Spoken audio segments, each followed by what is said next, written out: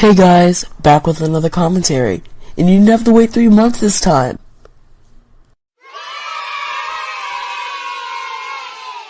Based on the timing of that joke, it sounds like the whopping 6 people who enjoyed this video are a little slow. Your joke doesn't even work that well either, because not only does your acting suck the left toe of Jerry Lewis, but the editing was so choppy in that segment, the cheer clip doesn't make it any better, as there's a pause between your line and the cheer clip, and it just comes off extremely awkward. So has anyone heard of Lance 1000? Yeah, me neither, but apparently he's a commentator who's done a few commentaries on Gurigolo X. Whoop-de-doo. Hey, it was a big enough deal for you to make an entire video on it, so I don't think you really want to talk. But here's the problem. His commentary was utter crap, and since there really has been no other commentary on this video, besides Future Bloods, which wasn't all that good in my opinion, I'll be taking a crack at it. Going forward more and more. Don't ever give up on your dreams you had before. And don't cry today, move on my way. Jesus mighty alive, this intro by itself pisses me off. I've seen this intro used by people like Vinyl Brony. The visuals on its own is unoriginal, but it's also freaking lazy, as you're doing nothing but using a stupid template for your intros. Okay, what is all this bullshit? You have the video boxed into this small area where I can barely see it, especially on my phone where I'm writing this script. Some text at the top to patronize us in case we somehow forget what the fuck we're watching. And I have to look at what's-his-face from Fairy Tail staring at me drooling the whole fucking video. There was nothing wrong with how you used to edit, and even if you did feel the need to change things up a bit, why not do it in a way that actually improves the video instead of just hurting my eyes? Oh yeah, I remember this train wreck of an idea. I remember you specifically showing me this template. Sadly for you, this was shown to me at 2 in the morning, or else I would have told you that this template is complete jumbled up garbage. Not only is you scrunging up the video like that bad on its own, but the border around the video is so poorly placed around the video that it legit bothers me. How you thought any of this was a good idea is on the great spirit of George Clooney, and I would like a refund this very instant.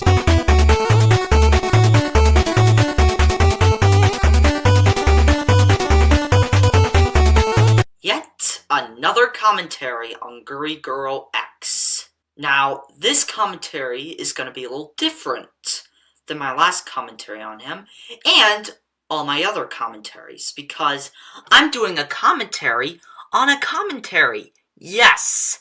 The first time ever I'm doing a commentary on a commentary. Oh hey, Tiny Boxed in Lance. The Department of Redundancy department called. I had to pick it up for Revan because he was too busy staring at me like an idiot to notice an obvious flaw with your video. Started, shall we? Now before I start the video, I want to give a little background. The video I'm commentating on today was made by a user named Illusion Pinchilopans, whose name is so hard to memorize, I'll just call him George. Really? Are you serious, Guri? Like, seriously? Instead of just calling him, like, Illusion Pans or something like that, you're just gonna call him George just because he has a longer username? Oh, laziness. For sure. It's not the most creative name, but then again, you're not one to think outside the box either, buddy. Because that totally refutes his argument and isn't just a pointless, unfunny remark. What does him not thinking outside the box, quote-unquote, have to do with anything he said? You seriously had to stretch this far to come up with a criticism of a Lance 1000 video? You know what, just go back to staring into space and doing nothing. You sounded a lot smarter that way. Anyways, the following video George made was something I've wanted to commentate on for a while, but just recently he just took it down for some reason. I don't know why. That's probably because he just realized that you can't take criticism and would make a video like this. Okay, this is a minor thing that could be taken as a nitpick, but as a person who likes to boast his massive editing fetish, I have to point this out. Every time Revan interjects, the background goes away for half a second. This wasn't me closely analyzing the video either. It's extremely noticeable and can be very irritating to some viewers. So bottom line, fix your editing before uploading your video. Oh my god, shut the fuck up about Flappy Bird. Wait a second. Is that Sygonia? I believe you're commentating on the wrong video here, sir. Since when does a commentary have to stick to one video? I've seen this argument a lot, especially on multi-degrees, and it just seems really arbitrary. Granted, this did sort of come out of nowhere on Lance's part and came off as confusing, but you never elaborated on that. You just said, ugh, you have to stick to one video because no you. Also, see how me criticizing Lance's video actually added to my argument against you? If that's not proof your claim is bullshit, I don't know what is. Sweet Kentucky Fried Chicken! I can't go a whole minute without finding issues with this video, can I?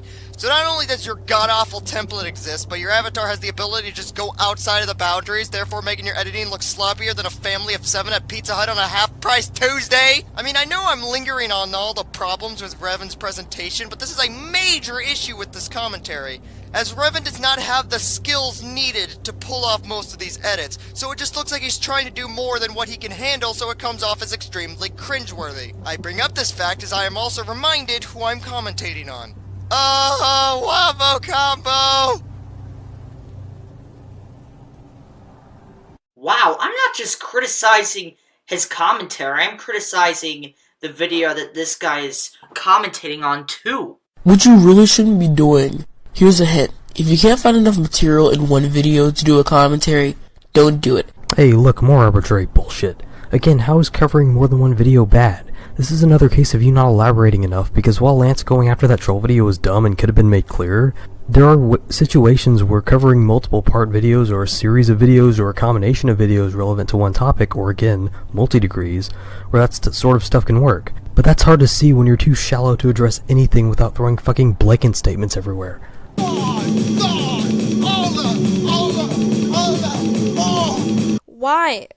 Why is there better games to play? You don't explain anything in the video. You just, oh God. George, don't fucking mess with your mic like that. You have kind of a point there, but still, what about if he just has a crappy mic and it's not his fault? Because that sounds like a crappy mic to me. Have you ever thought of that, Guri? Like, seriously? Even if George can't get a better mic, which he should, there are several free ways to fix the problem. Hell, Audacity has an effect specifically for problems like that. If you've ever actually used Audacity's noise removal, you know it's not a fucking magic wand you can just wave around and get rid of all your mic quality issues. From the sound of it, he very well could have used Audacity already. Not to mention, the background removal is more for background noise, and the issue came from him yelling into his mic. If you were to use noise removal on that, it'd just screw up the audio. In fact, let me demonstrate. anything in the video. You just, Yep, no audio issues here.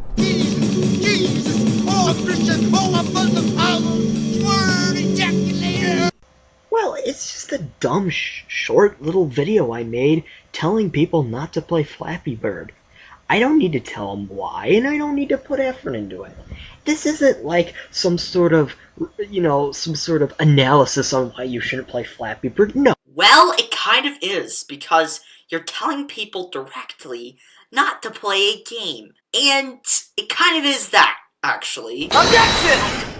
Well, actually, according to the Merriam-Webster dictionary, an analysis in noun form is a careful study of something to learn about its parts, what they do, and how they relate to each other, i.e., not just saying something and being done with it. Am I the only one who finds it ironic that he reads what an analysis is and in the same video can't do that correctly himself? Oh, America, Russia, China, I'm Chinese, I'm American, I'm Russian. why is he using Speakonia when clearly you know he has a microphone? Seriously, why?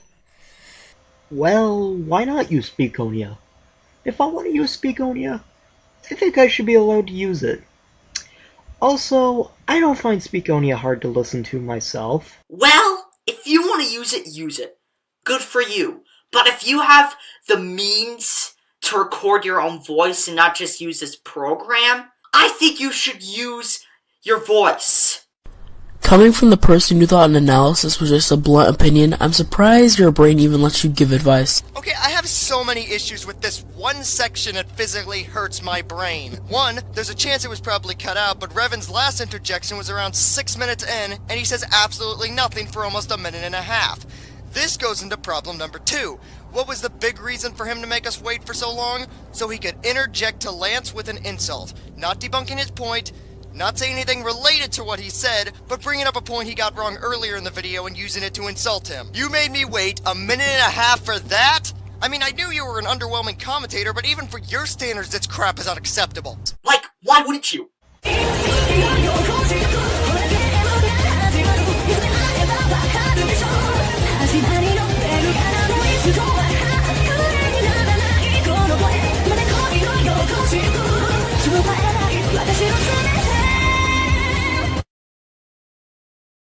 Wow, it's taking you an awfully long time to say something, George. You do have a bit of a point there. I can tell from this drawing the vacant space where Lance's brain should be confirms my suspicions. You gonna say anything yet, Revan, or are you just gonna sit there with your mouth hanging open? Fair enough. But he was just taking a few seconds. It wasn't like 2 minutes or anything. It's still pretty bad, but it's not nearly as bad like you're saying, oh, I'm waiting for you to say something. Like, seriously? Well, if George knew how to properly edit, then he could have fixed that problem. Oh, you're one to fucking talk. Remember that awkward pause in that joke you made at the beginning? Listen, as a commentator, audio quality is key. Most of the time, your audience will be seeing static images, and not a lot will be happening. So it's really easy for them to focus on the audio quality. Well, if we're going by that, your mic isn't exactly stellar.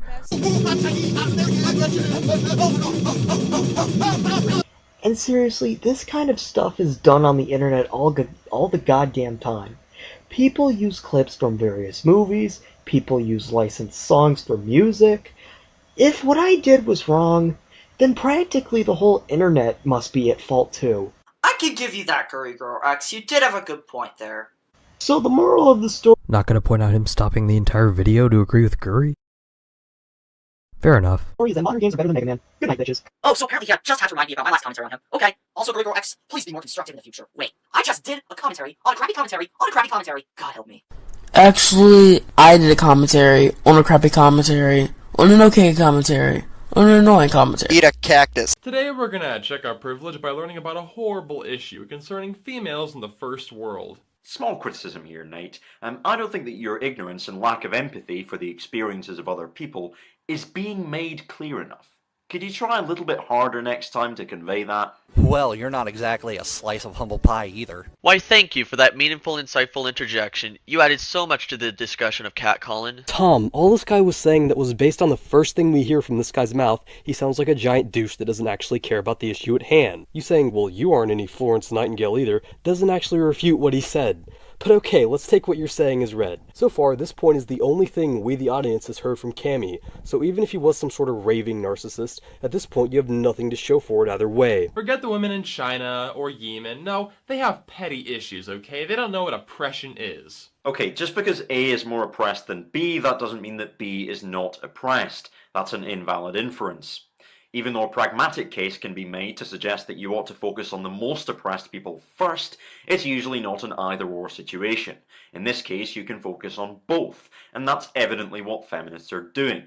I have not seen one popular feminist on the internet that has donated or created charities for supporting women in third world countries. Anita Sarkeesian? Nope. Lacey Green? Nope. Anyone in MTV or PBS Ideas? No.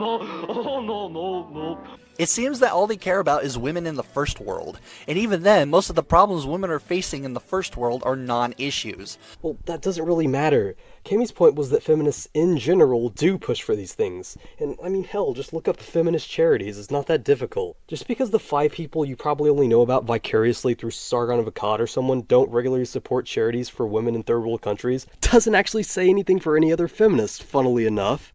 And even if we want to go by the assumption that every feminist are just like the feminists that are considered popular, like what you've listed off, you're still making one hell of a baseless assumption here. With the exception of Anita Sarkeesian, where there's enough of an indication to go off of to argue that she's not doing it for the cause but for the money, you're claiming that all the popular feminists don't care about women in the third world when, if you take off your anti-feminist goggles and look at this from an objective viewpoint, there's really nothing to go off of to think that this is the case. Like, you don't know any of these feminists on a personal level, so for all you know, they might actually care about women in the third world and or donate to charities that help women in the third world, but don't talk about it because they might actually be more concerned with bringing awareness to what's going on in their country and how it's directly affecting them personally. Thus, why you'd be far less likely to hear conversations about women in the third world if you're living in the first world, which, funny enough, is something Cammy addresses right after your interjection ends here. So on that level, you can't really say what kind of motivations they actually have, especially when you're not presenting any kind of evidence or examples to support this claim. Instead, you just say that something is true and leave it at that in the hopes that people just accept this at face value without any kind of objection. I hate to be the bearer of bad news, Tom, but that's not how debates work. You still have to argue your case with logic and evidence. If you can't and are not willing to do that, as we're going to see throughout the video, then your argument is invalid from the word go. If you cared about women in Yemen and China, which you so obviously don't... Yeah, I'm gonna need a citation for that. Yeah, you need a citation for that simple observation you made based on someone's behavior. Checkmate, feminists. You might be aware of the Yemeni Women's Union and the All China Women's Federation. But you don't care about them, do you? You're just using them in order to derail a conversation about women in the first world. Yeah, because being catcalled is the damn same as not being allowed to drive, forced to cover yourself up, or have to be escorted around by men all the time. Are you tense? He already addressed this in full like a minute ago. This is called a fallacy of relative privation. Just because catcalling and street harassment aren't as bad as issues women deal with in the third world, doesn't mean the former should be completely ignored in favor of the latter. That is just a completely childish way of dealing with problems. Also, false dichotomy number 1. Downplaying the non-issues of feminists in the first world doesn't mean he doesn't care about feminism at all. Feminism is necessary for places like Yemen and the Middle East, but it's not necessary in the Western world because women in the first world already have the same legal rights that men do. Apparently, I have to explain something for the second video in a row.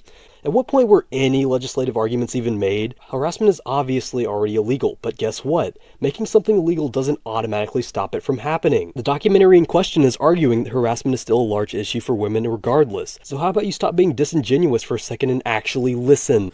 There's even an argument that women in the first world now actually have more rights than men, such as being exempt from selective services, not having their genitals mutilated while men's genitals are during infancy so that they can't give consent, and court cases involving child custody favoring women in general, regardless if the mother is a good parent or not. Okay, what does this have to do with the subject of the video or the fact that women in the first world have issues?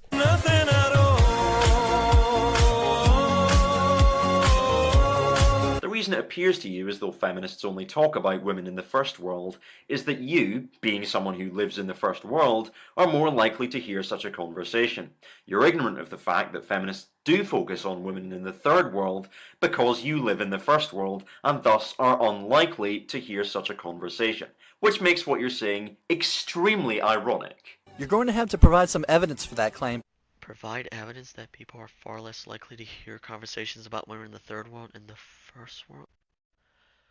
Yeah, Tom, not gonna lie, that's a pretty autistic point you got there. Because again, I have not seen one popular feminist that has donated, created charities, or made a video, post, or tweet telling other people to donate to a charity helping women in the third world. The Amazing Atheist is a better feminist than most feminists on the internet. Not really. I mean, either that, or he's the first feminist I've seen to trivialize rape and get mad at people that point out that 6 months in prison isn't really an adequate sentence for someone that remorselessly raped another person behind a dumpster. But hey, that's none of my business. The major issue concerning first world women is guys saying things to them on the street. By the way, there are very high levels of street harassment in Yemen as there are in the first world as well. Okay, look at this graph. It says that 100% of women in Indianapolis and the California Bay Area have been sexually harassed. That implies that every single woman in those places has been sexually harassed, which I find to be impossible. And how do we know if the sample size of women of those areas are the same number as the women in the other places in this graph? I don't trust this graph, and neither should you. First of all...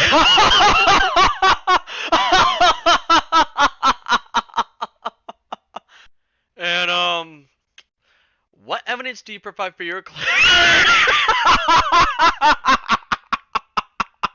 Also, considering that these types of studies are always surveys, it's not even necessarily saying that, just that all the people in those samples reported that they were harassed. Not that every woman in those states has actually been harassed. And even if they have, you don't just get to dismiss it based on your own intuition like a fucking spastic. Know why? Well, maybe we should look back at that giant wall of sources you ignored. If you go to the link in Cammy's description that has the chart, click on the hyperlink where they got the results for the chart from, and scroll down to the survey methods, you'll see that they got the results through telephone and face-to-face interviews with 181,567 adults aged 15 and older conducted during 2011 in 143 countries. For results based on the total global sample, one can say with 95% confidence that the maximum margin of sampling error is less than 1%. So in other words, it doesn't really affect the results of the survey in any significant way at all. So what did your arbitrary bullshit dismissal of these statistics prove in the end?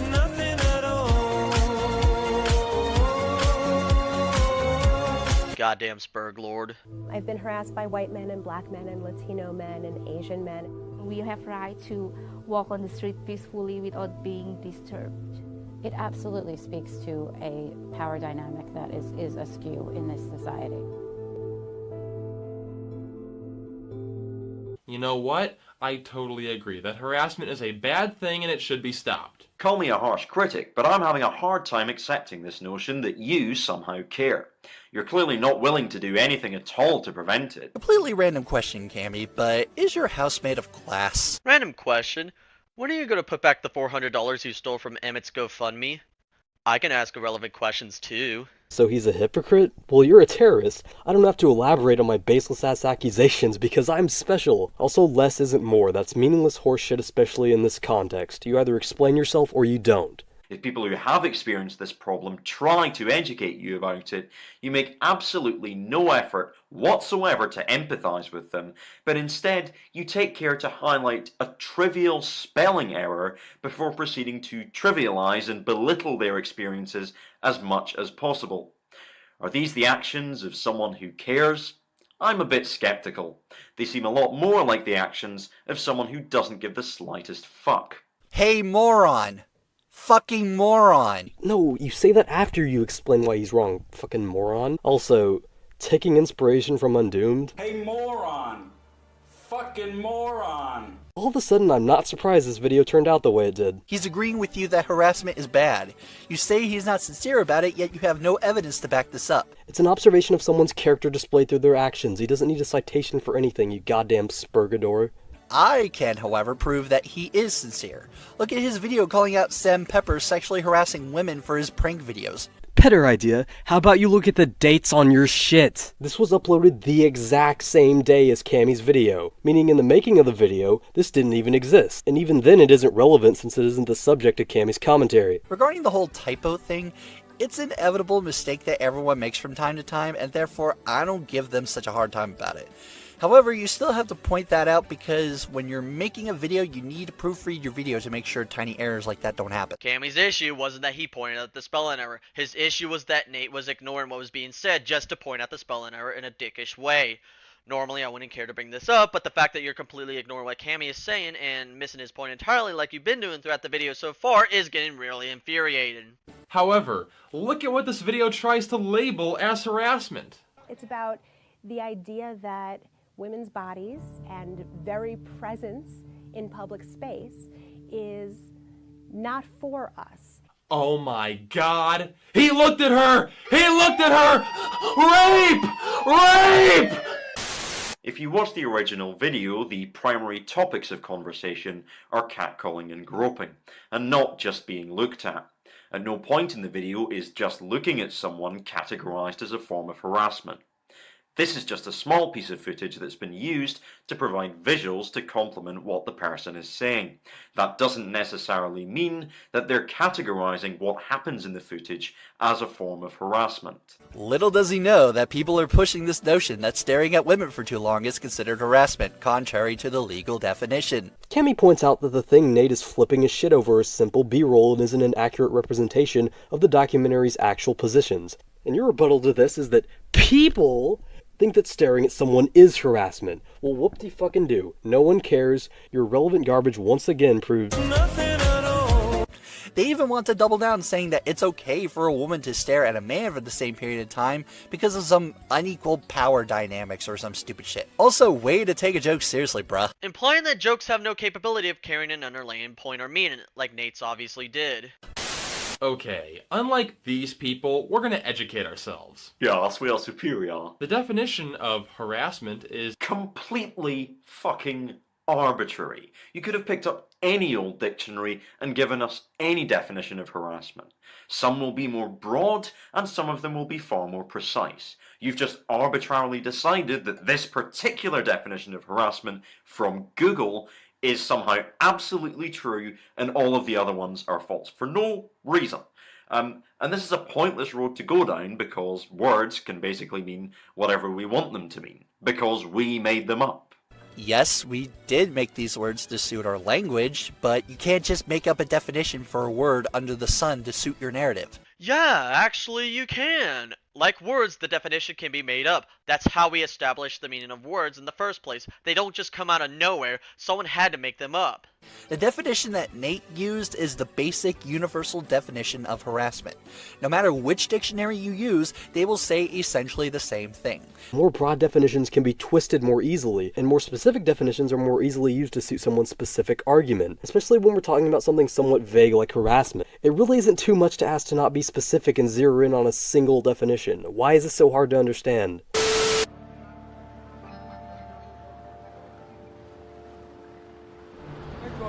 How you doing, sweetie?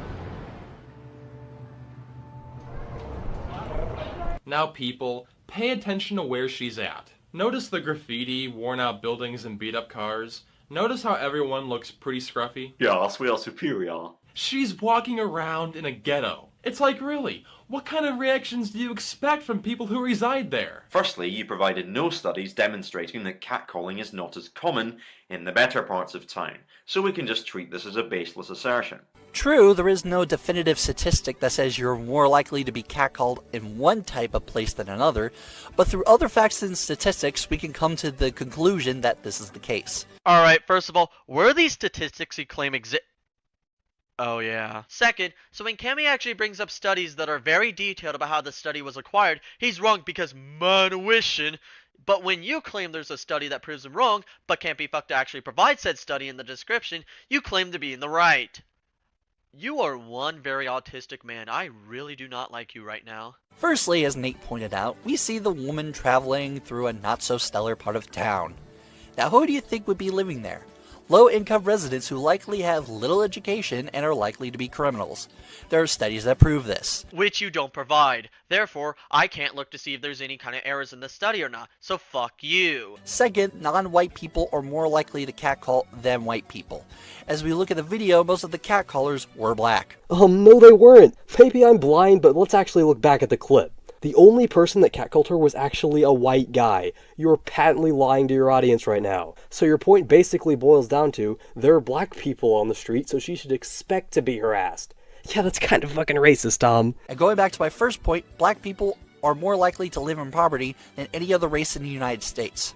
So the next time you're a woman and you decide to walk down a low-income neighborhood, don't be surprised when a couple of people living there act like who they are because of the environment they live in. First of all, why is this study not in the description? You get my point. Second, this shit is fucking irrelevant because it doesn't change Cammy's argument. So get your racist shit out of my fucking face, you fucking nigger. Third, just because we can expect a certain group of people to do certain things, that doesn't automatically make it okay or justified. So you're yet again being disingenuous in a really pathetic attempt to make yourself look to be in the right when you're not. And lastly, actually let Cammy finish his point, especially since Cammy actually debunks what you just got done saying right after he cut back to his video. However, I'm feeling quite nice today, so let's just be charitable and assume that both of Nate's assumptions are correct. That this is indeed a working class area, and that's why there's a lot of catcalling.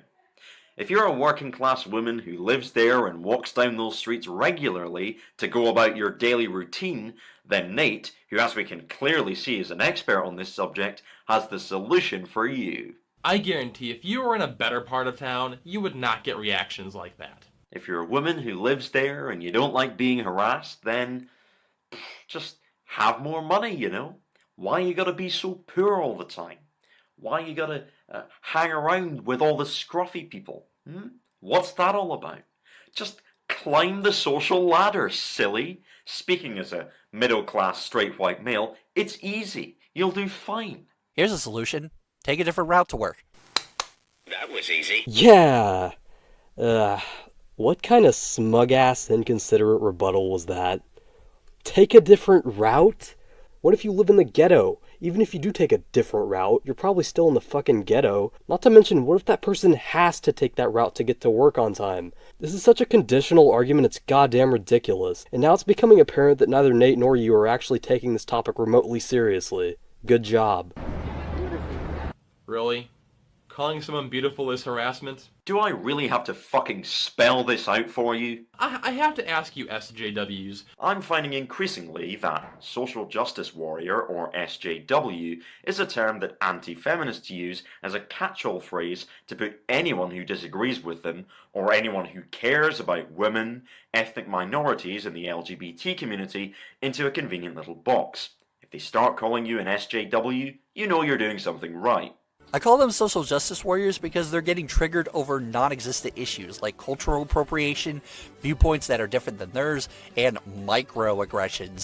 Shut your autistic fucking mouth, you fucking Spurglord. That is so irrelevant to his point, it's not funny. His point is that Nate's dismissing people in the documentary as SJW without listening to what's actually being said about a legitimate issue. And I'm not sure if you're aware of this, but this actually further validates Kami's point about how Nate is being an inconsiderate asshole who doesn't actually care about the issue being discussed in the documentary. And the fact that you're blindly defending Nate without actually disproving the points Kami is presenting here is actually making you look kind of shitty as a person.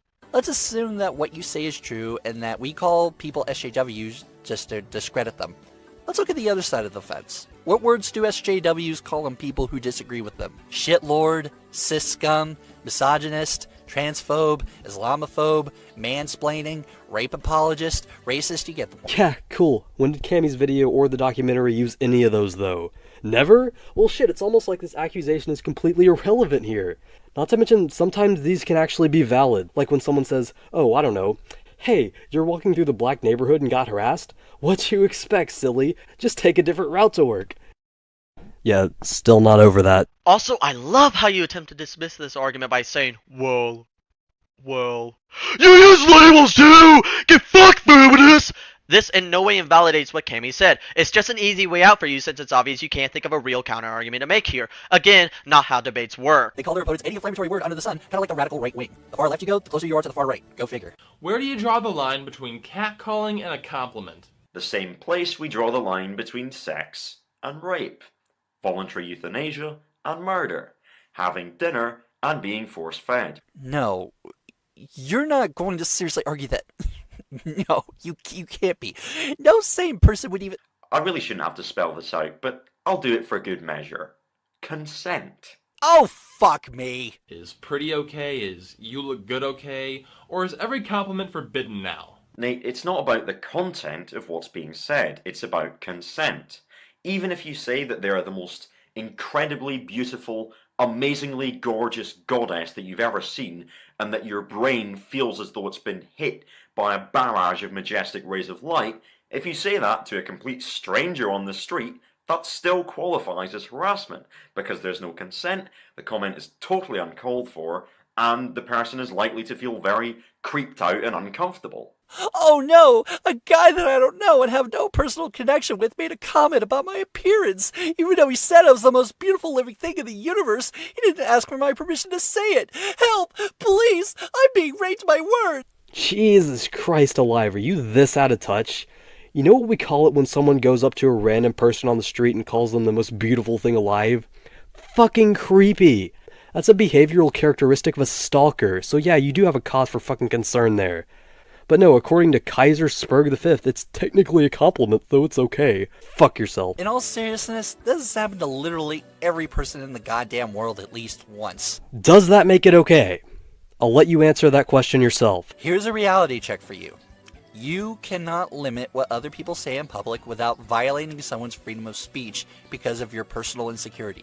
Muffrey's peach! Muffrey's peach! Muffrey's peach! Tom, this has nothing to do with limiting your freedom of speech. The issue at hand here is that there's a time and a place to say that. Saying shit like that to a total stranger out of nowhere makes you look like a damn creeper. It doesn't matter what your fucking gender is. It doesn't fucking matter whether or not it's supposed to be a compliment. If I went up to a girl and said, you know, I like my women the way I like my memes, then I'm pretty sure anyone would be like, what the fuck? Who are you? Why are you trying to talk to me like that? Are you trying to get inside my pants? But Redden, harassment isn't real. Pestering random women on the street is what the Founding Fathers envisioned when they penned the First Amendment, right? The citizens have a sacred right to be a bunch of bullshitters and yell fire in a crowded theater. It isn't about protecting unpopular ideas or anything.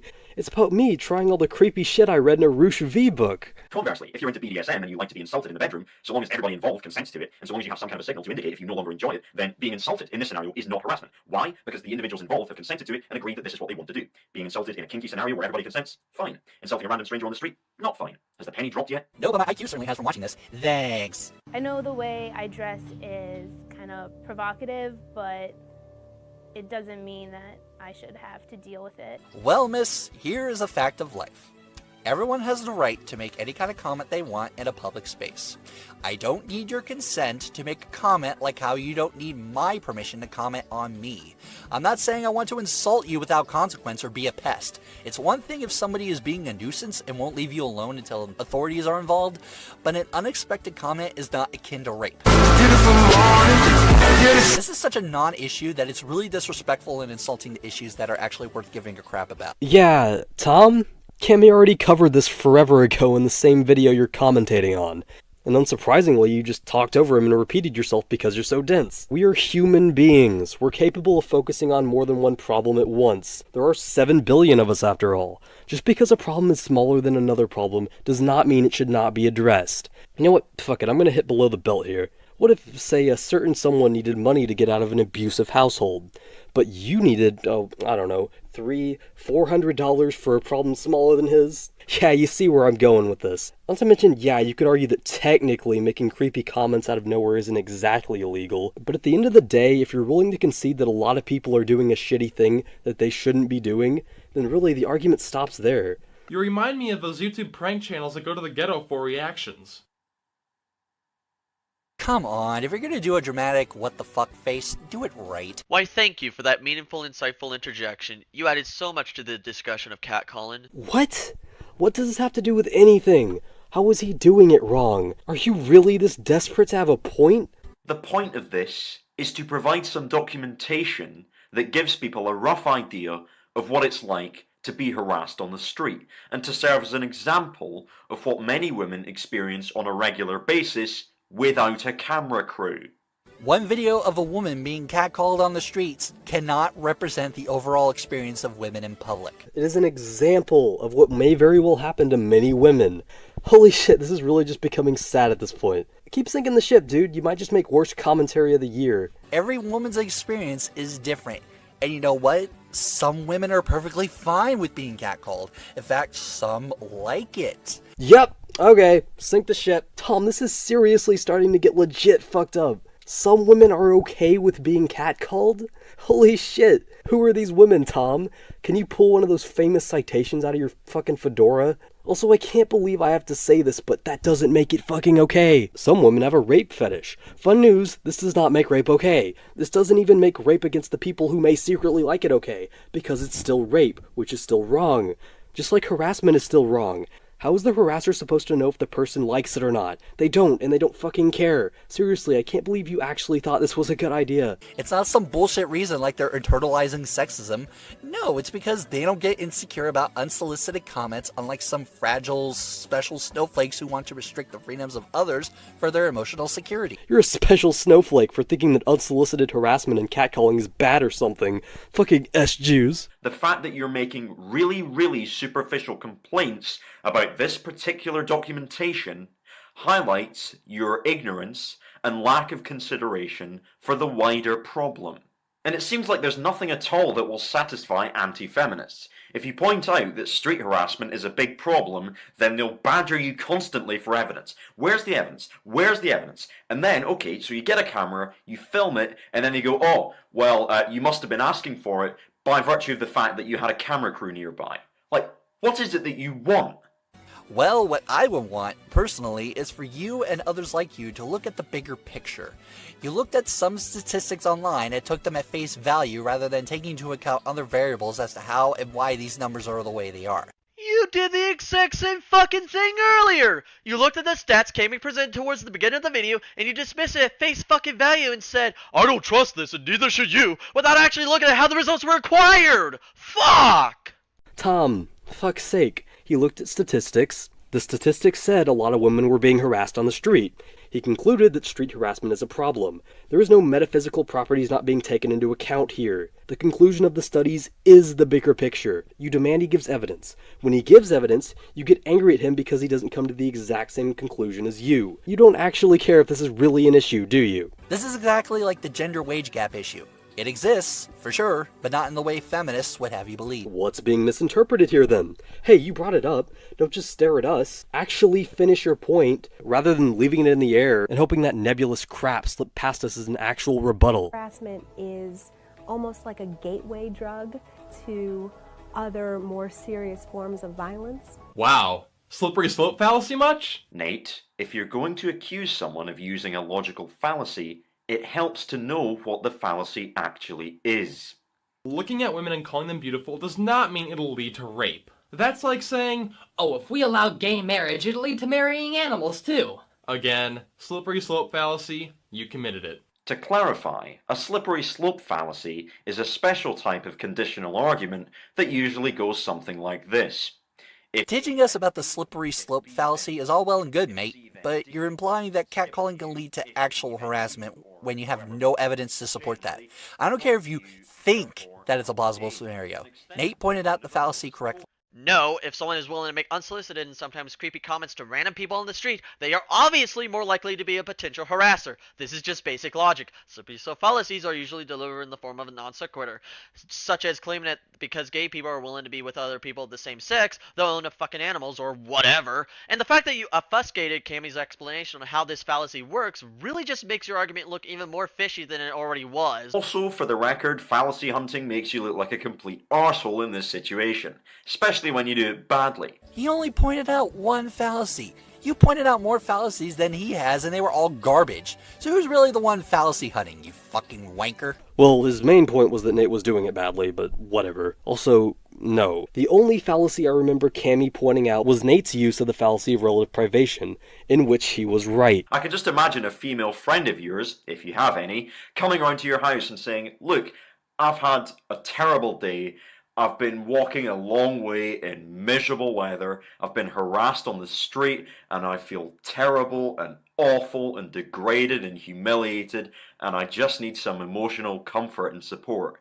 And then you being like, actually, sorry, you committed a logical fallacy there, ascribing human characteristics to non-human entities. Technically the weather can't be miserable, so I'm afraid you'll have to come up with a better argument next time, okay? Bye-bye, and then slam the door. Oh my God, this is the most blatant use of straw man I have ever seen. No, this is not a straw man. He's just using this as an example of how Nate calling out a fallacy was inappropriate. He wasn't saying that Nate actually said that. In fact, you misrepresenting KaBlam's argument makes you the only one here using a straw man.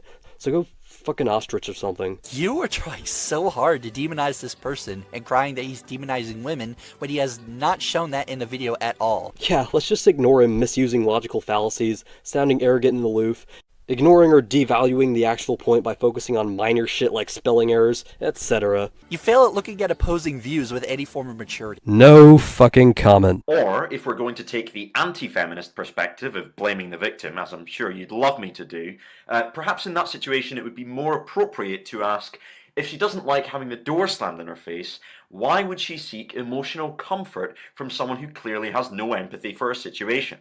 What kind of a reaction does she expect? Just because someone is a victim doesn't mean we can't question them on anything and we should just take their word for it. Victim blaming is just a stupid buzzword. I don't know if you ever watched my commentary on Mr. Flipper Invader's response to Lacey Green's video on victim blaming, but in that commentary, Flippy was trying to say that girls who dressed in provocative clothes, took nude selfies, or even remotely acted how girls normally act, they deserve to get raped. And you want to know something that I pointed out constantly throughout my commentary on him? That he was victim blaming. And you want to know something else? He was blaming the victim for something that they, realistically speaking, should not have to take blame for since they didn't fucking ask to get raped. That's what victim blaming is. So even if it can be used as a buzzword, that doesn't mean you get to dismiss it every time it's brought up. And for you to completely ignore the fact that the term victim blaming does have some legitimacy just because some stupid twat sometimes uses it as a buzzword is complete fucking horseshit. I'm gonna take this a step further. Here's a clip from a YouTuber named Kevin Logan that pretty much blows this victim blaming isn't real garbage out of the water completely. Link in the description. The only way that I can think that you've come to the conclusion that the accusation of victim blaming is fallacious is if you think that victim blaming doesn't happen. And that's obviously not fucking true. As you can tell from this very, very quickly assembled selection of tweets from a very, very quick Google search that I did about victim blaming.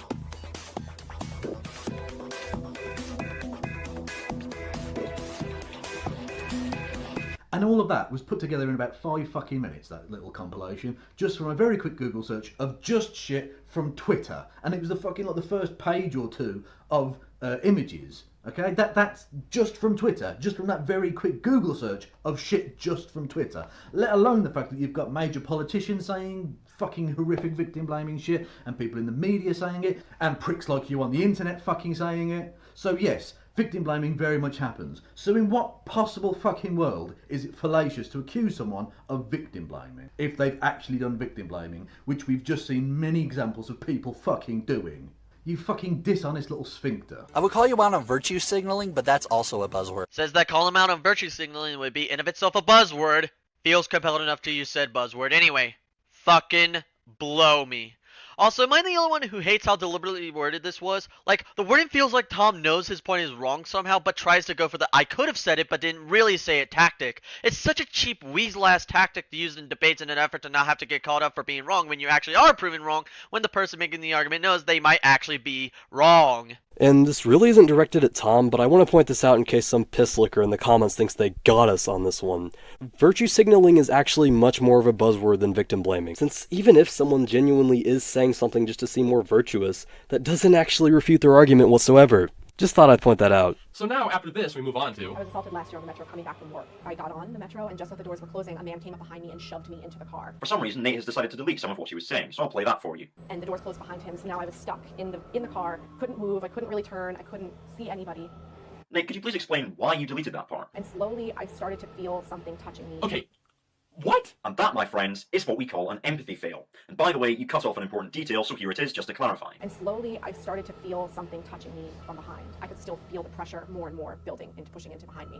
And I knew what it was. I just didn't want to admit I knew what it was. And at one point, I just started to panic, and I turned my body a little bit, and I could see that he had his hand in his pants. I'm wondering if you leave this stuff out, because if it plays for too long, people will start to take it seriously. This is the only point I kind of agree with. I believe the reason Nate cut this part out a little bit because what he had summed up the clip correctly. She was pushed into a subway train and felt something behind her that made her uncomfortable. Nate made it out like she was groped, but instead she felt something and turned to see that the guy had a hand in his pants. First of all, ew, don't do that in public, man. Second, leaving those parts out do make it contextually misleading. Tom, important question. What the fuck does you agreeing with Cammy's point here actually add to your commentary? Like, Cammy already put the context back in the video and pointed out how it was cut from Nate's original video and how contextually misleading it was. It's not like there's any information that Cammy forgot to bring up that you needed to bring up yourself for Cammy's point to make sense. So really, at the end of the day, why did you feel this needed to be in your commentary? How do you transition from people looking at you and calling you beautiful to groping on a subway? I refer you to the answer I gave earlier. I mean, yeah, groping is unacceptable, but comparing that with people looking at you is ridiculous. I refer you to the answer I gave earlier. You don't have to refer back to anything. If you already made a point about something, then saying stuff like this is a waste of time. Just skip the content if you're going to repeat yourself. Oh, you mean like you essentially repeating the same fucking argument Cammy made right after he got done making the argument at hand? He was just pointing out the things he said apply to other parts of the video as well. He's also showing the context for the point we cut right back to, since if he didn't, it'd come off as awkward. And his interjections were really short anyway, so does it really matter in the end? Okay, let's recap. According to this video, catcalling is when people look at you or call you things like gorgeous and beautiful.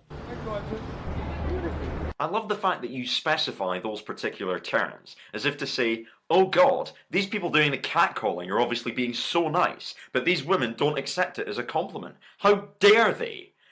You're a piece of shit, Nate. Women don't have to accept any comments that are given to them, but expecting not to get them is as unreasonable as someone expecting not to get a reply on a comment you posted on the internet. Yeah, no, that is a shitty ass analogy, since making a comment on the internet means you actively started the engagement in the first place. That's completely incomparable to just walking down the street and receiving unsolicited comments about your appearance.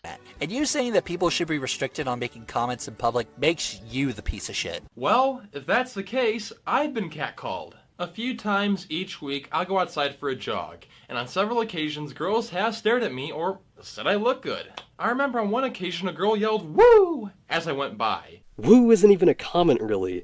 In fact, it's really vague, and for all you know, it might have not even been directed at you. Am I gonna cuss her out, though? Go to hell. No. I'll take the compliment and continue my day. Perhaps the reason why you might not be bothered by such an experience is that it did not occur within a broader climate of sexual violence against men. As a guy, you are statistically far less likely to be a victim of sexual violence than a woman. I'm sorry, what was it that you said in the beginning of the video? Just because A is more oppressed than B, that doesn't mean that B is not oppressed. That's an invalid inference. And now you're saying that just because he's a man, he doesn't have to worry about being sexually violated? Men are statistically almost as likely to be victims of sexual assault as women.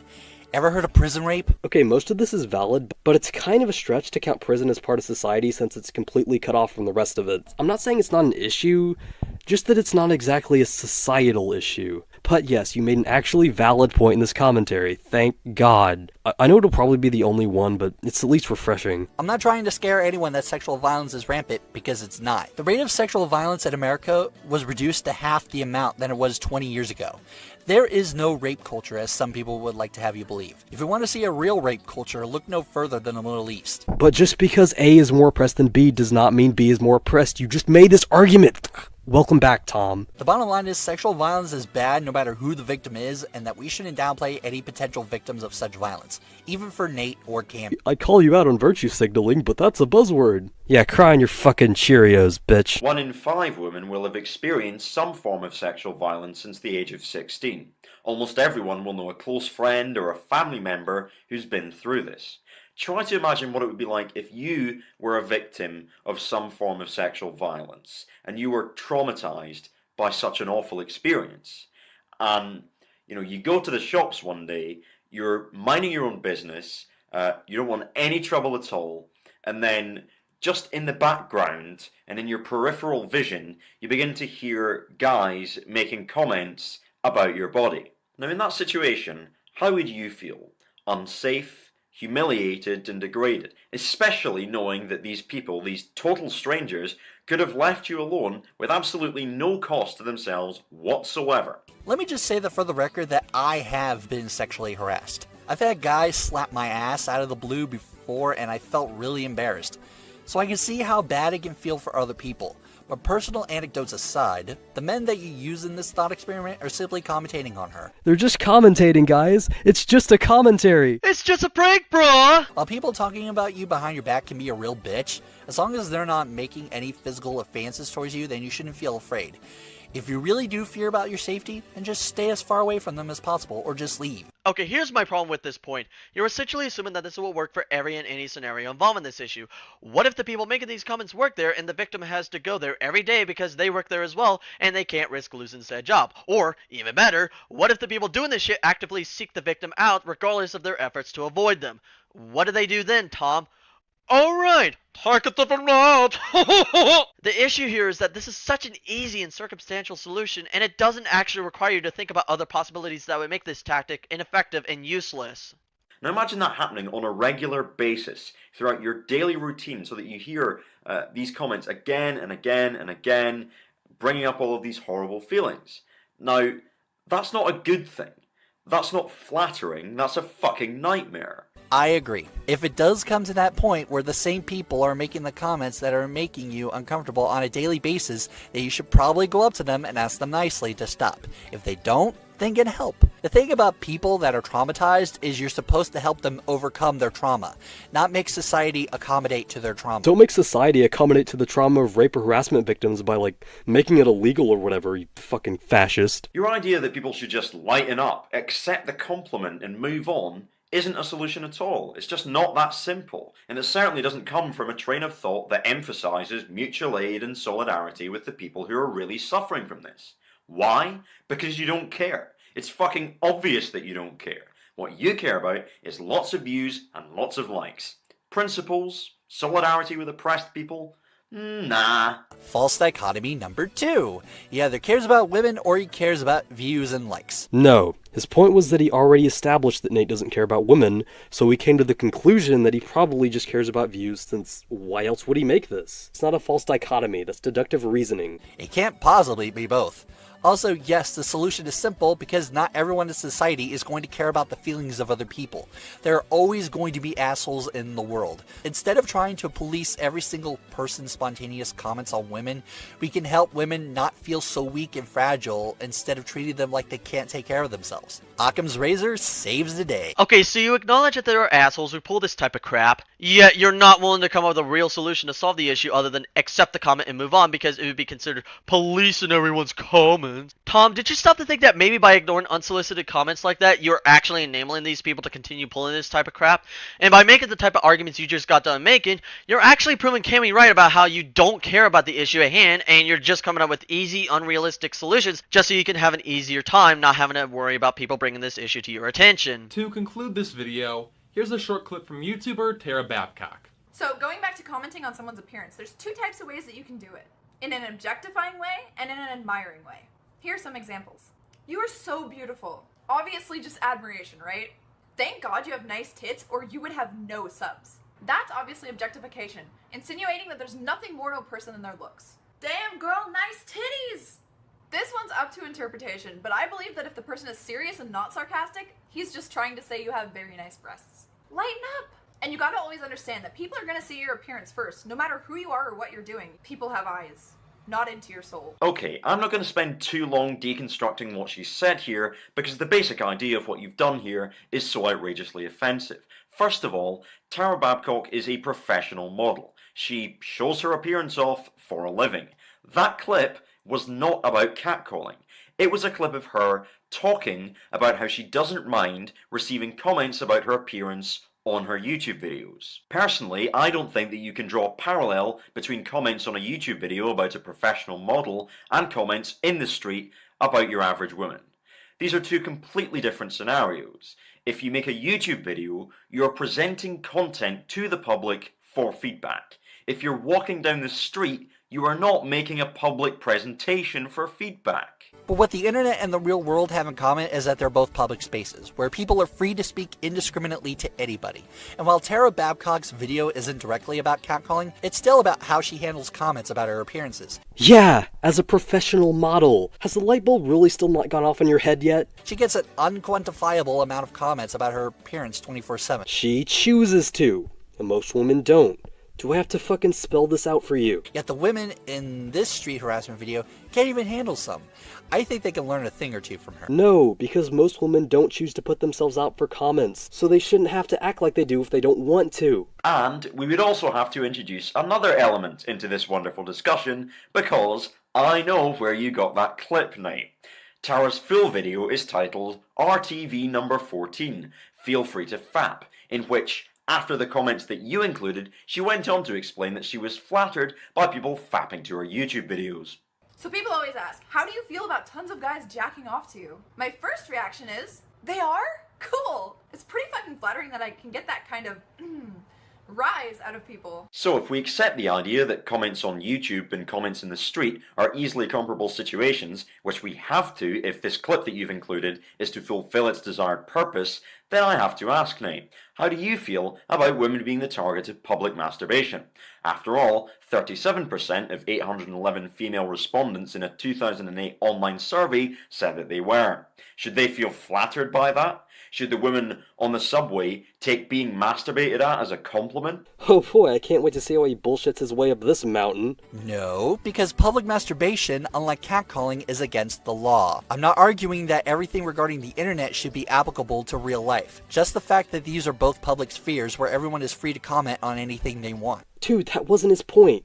His point was that because this video was about people masturbating to Tara Babcock, it's a horrible fucking example for random ordinary women. Of course he knows it's illegal. That wasn't what he was getting at, though. Nate, can I just ask, what is the thought process behind this? What made you think, oh, I know what will be an appropriate response to these traumatized women talking about being sexually assaulted in public? How about this clip from a video that this professional model made about how she's flattered by people fapping to her YouTube videos? That is a good thing to do. What made you think that? Seriously, Nate, what the fuck is wrong with you? You have considerably more subscribers than I do. You have the opportunity to inspire people to get out there and join social movements that are trying to make the world a better place. But no, this fucking shit video is your contribution to the world. This is what you've given humanity. It's 5 minutes of you frantically grasping at straws, whining, and making superficial shit arguments because you seem to be frightened by the notion that women can come together and organize to improve their lives and get the respect that they deserve. Respect is earned, not just given to people on a silver platter. What in the actual hell? Respect is earned? As in, the respect of being treated like a human being? Yeah, no, we're not a bunch of goddamn barbarians. There are some basic levels of respect that people deserve. People get basic rights as human fucking beings. This is total horseshit that I guarantee you didn't think about for more than a second, or at least I hope you didn't. You should be ashamed of this crap. And what the hell have you contributed to YouTube, Cammy? A bunch of anti-capitalism propaganda and pro-anarcho-communism propaganda. You must feel so proud of yourself, comrade. He has different socio-political views compared to mine, therefore he contributes nothing to society. Ew, pinko commie, get away, red scare. Considering the large amount of videos you have that are commentary-worthy, I may have to come back to you again for round 2. I try not to do the same person twice, but it may come to that. Don't make me come back for you, Cammy. And that's it for this commentary. Don't worry, the next video or commentary for that matter won't take as long. This is Super Freddy Bros, and I'll end the video with a list of all the GoFundMe contributors. See you soon. Hey Oki, how does it feel to know that a third of your money was stolen? Hey Ryan, how does it feel to know that all $5 of your donation was stolen? Hey YouTube, it's me again, KaBlam Bandicoot. Don't you love how his audio spikes in and out for no fucking reason? Just heaven to my ears. You know what he's talking about, yet ends up failing. Well, you've seen Mr. Enter, you've seen Matthew Davis, and you've seen every other wannabe internet critic try to tackle breadwinners. Actually, if you don't follow petty internet shit, you probably don't. But then again, I'm covering you, and I didn't know about that, so... That's right. The pretty terrible Nickelodeon show that, well, you'd think people would get over by now. I mean, what year is it, 2016? Yeah, and I think you get a camera that wasn't from 2004 by now. What's your point? You'd think people would stop ranting on that like in what? 2014, maybe 2015? I mean, not everyone knows about a show as soon as it comes out. Some of the people might have just found out about it, and the show's still running, so it's not like it's irrelevant. Unless they're saying things that have been covered to death in the past, what's the problem exactly? But no, I found some idiot— Wow, we have a lot in common, don't we? —who still thinks Breadwinners is relevant and produces the worst review I've seen of the show yet. That's right. It's worse than Mr. Enter's and worse than Matthew Davis's. And could you believe it's only, like, less than a minute long? Translation. I found a way to take a video that's less than a minute long and stretch it out to over 8 fucking minutes. That can only mean great things. Heh, forced cocky laugh. Oh, God. And another thing. Ugh, forced facepalm. I don't like this, you guys. Can you tell? Should I try harder? Also, I like how you say, so let's begin, and then awkwardly continue your intro out of nowhere. Why does half the internet not know what retakes are? If the actual animation you use is worse than the show that the animation that the actual show uses, you might as well use GoAnimate at this point. What? What even? You're saying because his animation is worse than a professionally made animated show with a budget, he should just use GoAnimate? That makes so little sense I don't even know what to say. Just no. I'm just saying no. Thanks, Dare. I canceled the Dora the Explorer rant because I wanted to rant on Breadwinners. Okay, I can't be the only one having major troll red flags right now. Well, I'll give the guy this. At least he's not wasting everybody's time by ranting on a preschool show. I mean, seriously, isn't that kind of like picking on a retarded kid at school? Breadwinners. Oh my freaking god. More like rotten retard. Seriously, this can't just be me, can it? Ah, great. He's pulling a Matthew Davis on us, you know, saying something completely random like, breadwinners more like rotten retards. No, he's pulling a I'm a fucking troll and you shouldn't take anything I say seriously. Listen to Dare, dude. Listen to fucking Dare. That's not a comeback. That makes no sense in the context, okay? I can understand if you're trying to make a joke on the title like bread losers or dread winners or bread suckers or something like that. Not rotten retards. What, is it because like bread can go rotten and the characters are retarded? No! You're doing it wrong, man. This show has a 3 out of 10 on IMDb and that sounds good. Was that supposed to mean that you're glad that it had the 3 out of 10 rating? Or that that's a good rating? It's pretty goddamn obvious, man. He clear as fucking day doesn't like the show. It doesn't take Einstein to figure this out. Come on. Because I can prove to you how both of those statements are idiotic. Okay, if you're happy that the show has a 3 out of 10 rating on IMDb, guess what? IMDb doesn't really mean jack shit in terms of how you should like something, okay? I like Freddy Got Fingered and It's Pat, yet both of those movies have incredibly low scores on IMDb. Oh, okay. Okay. So IMDb is discredited because, oh, I liked a couple movies that got low scores on there. No, that's not how opinions work, fag. You're covering someone that I'm 99% sure is trying to be bad on purpose, and all you can come up with is saying that a website is wrong because they disagree with you. Oh, and you know who that logic reminds me of? None other than your best buddy. But that's not going to subtract from my opinion of the overall movie. Well, great, that's fucking fantastic. But just because you disagree with a couple ratings doesn't mean IMDb, as you said, doesn't mean jack shit. That's how a kid thinks. And your second thing is, how is a 3 out of 10 a good rating? Okay, like, how? No, that's not what he meant and you know it. Skip. Oh, God. You're an idiot. You are an absolute idiot. Sometimes you wanna go where everybody knows your name. These are one of the worst shows I've ever seen than Bob the Builder, Sanjay and Craig and SpongeBob SquarePants. Hello, Dumbfounded Man here with my Oscar-winning performance. Can't you tell I'm dumbfounded by my great acting? Okay, dude. I can understand if English isn't your strong language, but my god, if you're going to make a YouTube video, at least know what it means, and I could at least forgive that horrendous grammar if this was actually your voice talking. But no, this is text-to-speech.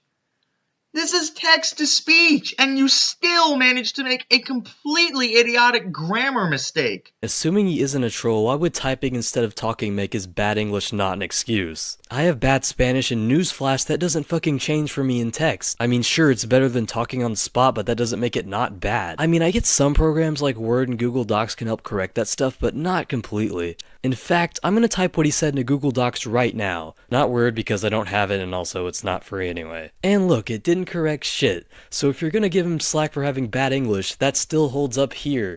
And besides, if you wanted to list that those were the worst shows you've ever seen, say, these are the worst shows I've ever seen, and then list the shows. And by the way, if you're doing text-to-speech, use a freaking comma when you separate the names of the shows.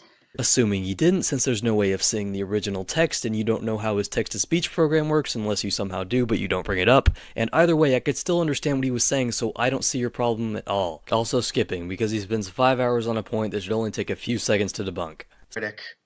This show is just really weird, and it's even more weird than Jungle Junction. The two characters always show their butts and they always twerk. That does not sound appropriate to little children, and they should have rated this show TVY13.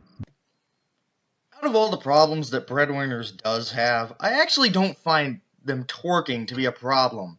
I mean, come on, it's butt humor. Ren and Stimpy, Cow and Chicken, a bunch of shows have done that over the years. Why are you picking on this one for it? So what? Just because it's been done before doesn't excuse it there or here, you fucking it. And This is the worst rant on breadwinners I've ever seen. Look, man, I can understand if you don't like the show, but at least give some actual reasons why. All I'm getting from this is, you don't like the characters because potatoes, you're comparing it to preschool shows because you can, and third and finally, you just don't know what the hell you're talking about. Unlike me, the almighty god of knowing what I'm talking about. Even IMDb kneels before my holy onion. Skipping again, cause I feel cool when I walk around with shoes. Finally, this idiotic rant is over. 57 seconds too. How do you expect to get any points across that are decent if your rant isn't even 2 minutes long, let alone 1 minute? I don't know, how do you expect anyone to sit through your crap when you drag out a video that's less than 2 minutes to 8 with no jokes and second grade play level acting? You can't do that, man. Because why on earth would you even make this video if you're not going to put the full effort into it? To make fags like you make pointless responses, thus doing exactly what he wants. And yeah, after that he just repeats the same points. Screw it, I'm done with this And I'll leave the final thoughts up to my co-op partner Ty, which he left in the script. Whoa, has it been 8 months already? Yeah, I didn't edit any of that. He actually thought it was a good idea to just do whatever the hell that was supposed to be and then just go straight into his intro, because, you know, that's not the definition of fucking jarring whatsoever. Oh, and that bit at the beginning, never brought up again in the entire video. Yeah, this is what you're in store for, ladies and gentlemen. Yeah, I don't know why either.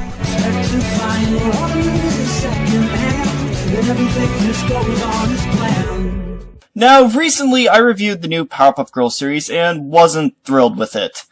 Reason I bring this up is because today's commentary has to do with Powerpuff Girls 2016.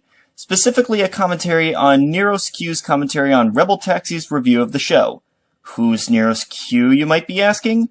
Well, I can't say much about him since the only 2 videos he's uploaded are commentaries on Rebel Taxi talking about Powerpuff Girls 2016. Okay, bunch of problems here. Most glaringly of all, why'd you feel the need to pedantically mull over all this boring information that no one really cares about? I mean, I guess I get outlining the degrees and kinda explaining what the hell's gonna be going on, but really, you do not need to spend so much time on so much ultimately inconsequential information. Especially when you already explained basically everything we need to know in the intro and in the goddamn title. We read the title when we clicked on the video. Hell, all this extra time could have been better spent explaining what in the blue hell— Whoa, has it been 8 months already? Was. Yeah, Ernie, you obviously still have no idea how to structure videos properly. I didn't want to do this video any more than I did the first. I feel that it's now mandatory of me. So it's mandatory of you to bring illogical arguments to the table and show your bias for Powerpuff Girls 2016 front and center? Okay, man, carry on. I mean, you could have said that it isn't mandatory for anyone to make a YouTube video on anything, but no, let's just say what he's going to do later in the video before he actually does it. Because fuck countering the actual point, am I right? This is called well poisoning, by the way. Other than adults desperate to recapture their childhoods, was there ever a demand for more Powerpuff Girls? Probably not, but it is still appreciated. Wait, nothing else? Could be incompetent enough to okay, dude, whatever. Oh no, he made a small comment and then moved on. Oh god, call the police, it's so awful. Someone who supposedly loves cartoons would totally screw up reviewing one. But enough about Pie Guy rules. Let's talk about your review. Oh! Burn! Yeah, you totally got him, boy!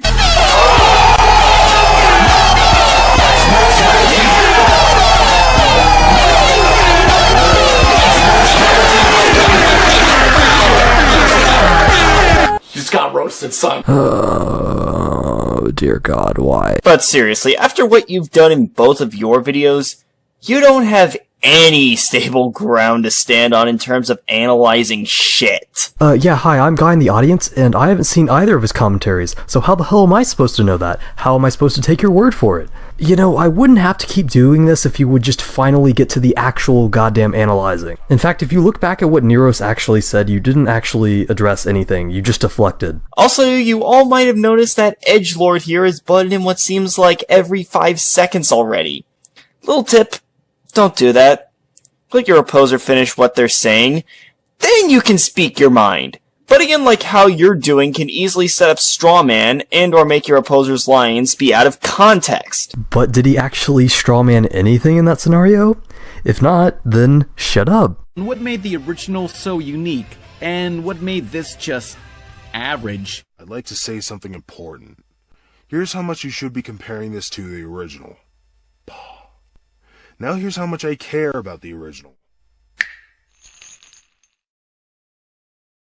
Hopefully that was made crystal clear for you. Actually, I'm just really fucking confused. Okay, what I got out of that was, my opinion is better than yours because I said so. I mean, I didn't hear anything like that. In fact, all Neros was really saying was that Pan should let the reboot stand on its own. Also, nice job hanging 3 little girls.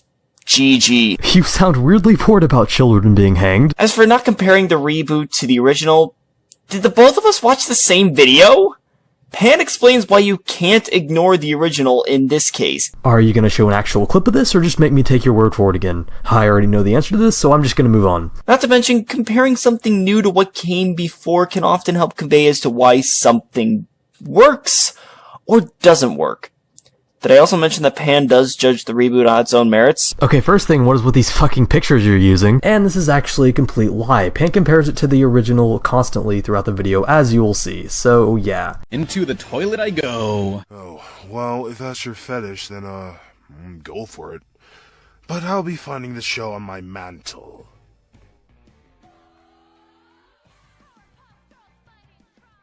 First off, jokes. Know what they are. Second, drawn-out segment.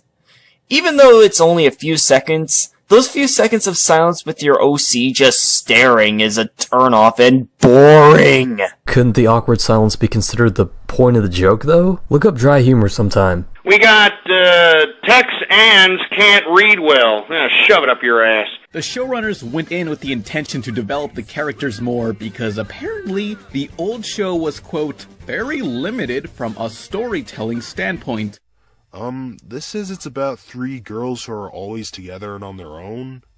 They're saying that's limiting a character-driving storytelling process, and they want to tell stories more with the characters individually and not always together. Which I can respect, and so should you.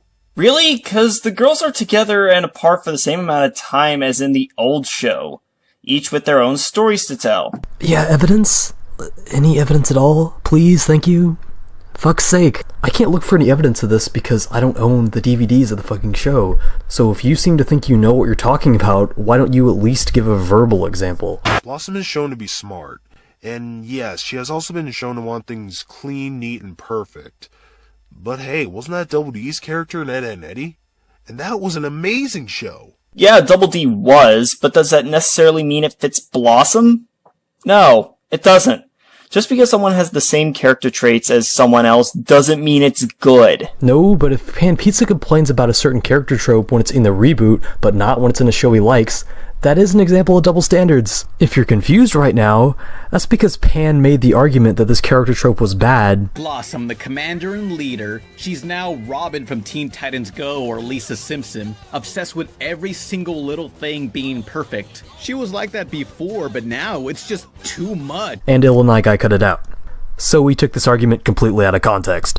Also, get this cancerous shit out of my face. Robin usually wants things to be perfect if the plot of the show commands it.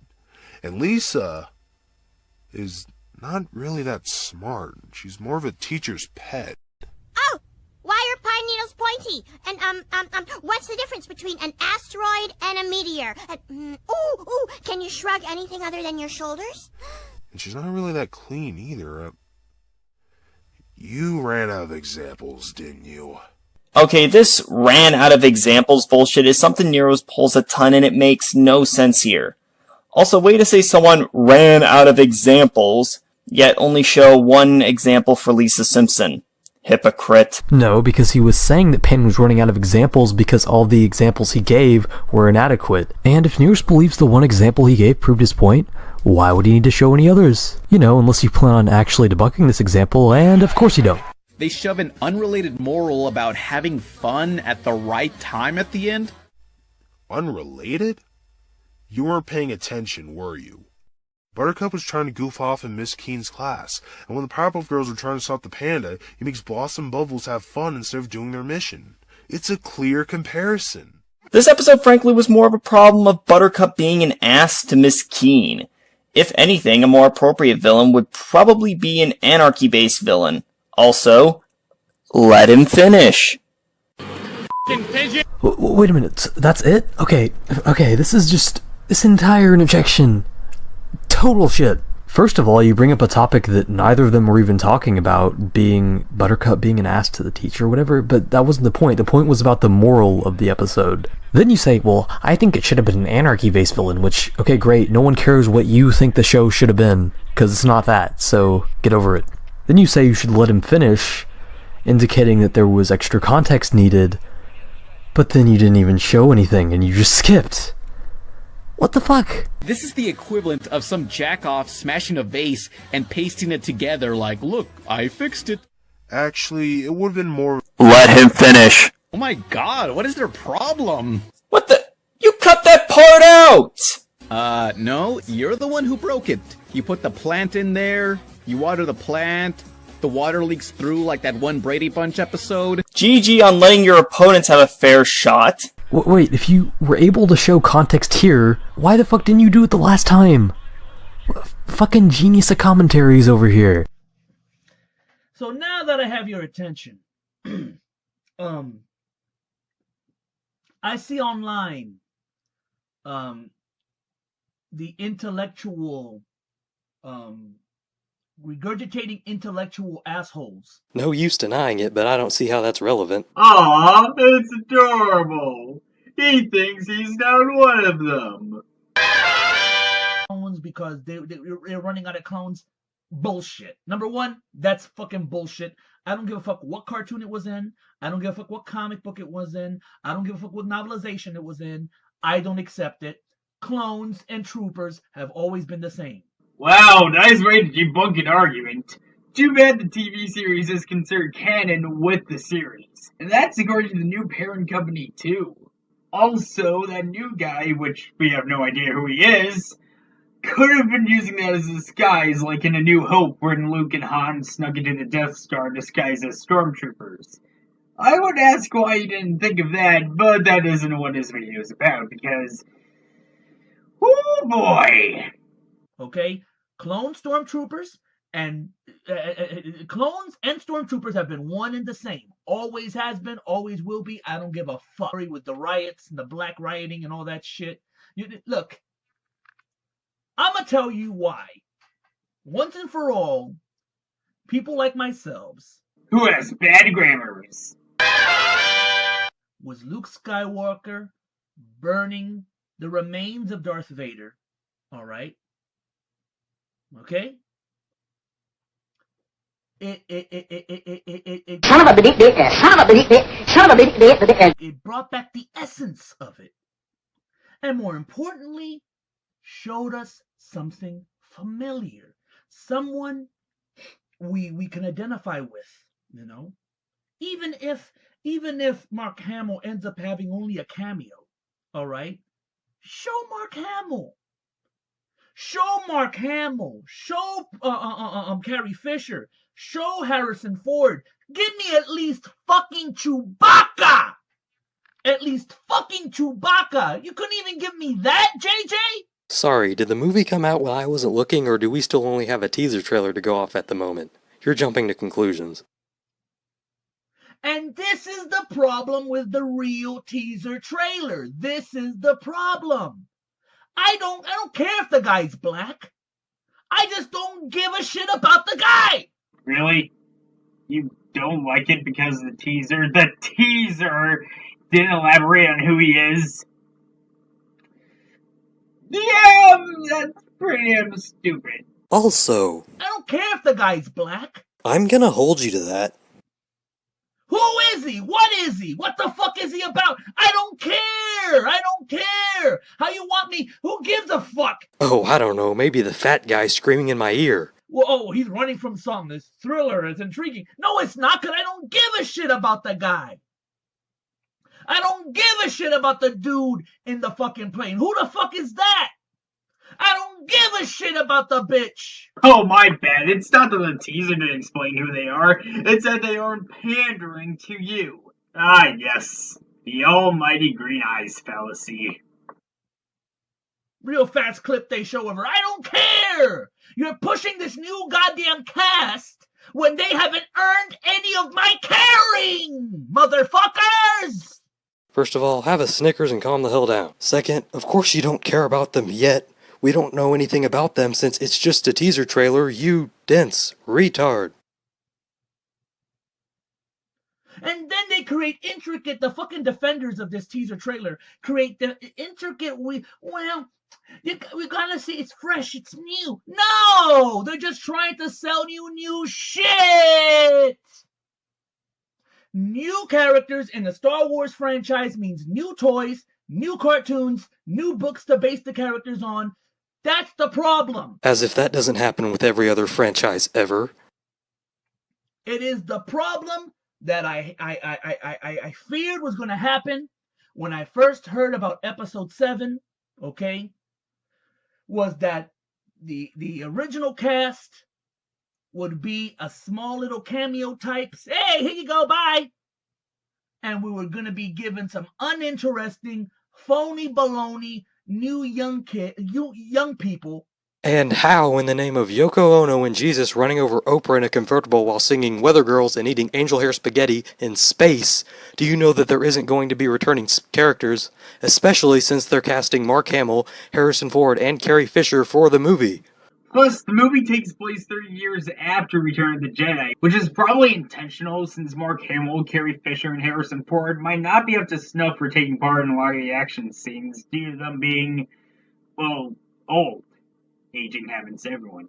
Get over it. This issue I have with this, I will talk about later on, but my point is that you shouldn't say what you're saying as a fact when really you're judging a movie that hasn't been released yet, all because of a goddamn teaser trailer. Okay? Or unknown people to try to get... Listen, the base of your franchise is us hardcore motherfuckers that grew up with goddamn Star Wars. Not the little babies that went to go see not the motherfuckers that grew up with the prequels. Hey, fuck you, Grips. Okay? Who are the ones now defending those movies. Okay? Go. I tell you quite frankly, and I said it before, I own the prequels. I don't have this fanatical hate of them, okay? Because at least, see, the problem with the sequels is not so much what the plot is, okay? Let's be real. The problems with the prequels is not the substance of it. The problem was the execution of the substance failed, okay? George Lucas should never have directed the films. And yet he directed the first one, which started it all. Of course, the first movie had a lot of people overseeing the project and making sure that the film wouldn't go over budget, the limitations of the technology of the time, and how filming was rather troublesome, that it hindered a lot of the ideas that George Lucas had in mind. Whereas the prequel trilogy, George has way too much creative control over. Your point again? If this is your reaction to the prequels, okay, is by making a black person, a black man, the hero and the star of this new franchise, I'm out. Goodbye, sayonara, whatever the fuck. I'm not gonna support it. Call me a racist, call me what you will. I don't give a shit. Can I call you a hypocrite? Because what you said kind of contradicted the part where you said that it wasn't because of the black guy. Well, my biggest question I have is if I can't call you a hypocrite, can I at least call you Juana? I'm not gonna support the main star of the new Star Wars being a black guy. Ain't gonna fucking happen. Okay? Bottom fucking line. I don't even know the motherfucker. If at least it was somebody mentioned in 4, 5, and 6, or if at least it was somebody related, what was going to be Lando Calrissian's son? You can't even give me that. You can't even say Lando Calrissian's son. At least there was some familiar. It will be some familiar. Son of a bitch. Son of a bitch. Son of a bitch. At least that would be good. No, it honestly wouldn't. You see, the problem with this video is that you seem to be willing to sacrifice quality and new ideas just because it panders to the fan base. These quote-unquote hardcore fans like this guy claims to be will never stop bitching about something if it isn't made exactly the same as it was before instead of experimenting or trying anything new or innovative. Staying true to a franchise roots is one thing, but having the same thing over and over is another. That's why so many people hate Call of Duty, because of how repetitive it is. Still, at the end of the day, they don't care about pleasing a fan base, they care about the money. I mean, yeah, fans do matter if the backlash is big enough, just look at Spider-Man 3, but they are the ones with the green paper, which the company wants to get. It's called business, son. Failure. And I could, cling on that, but no.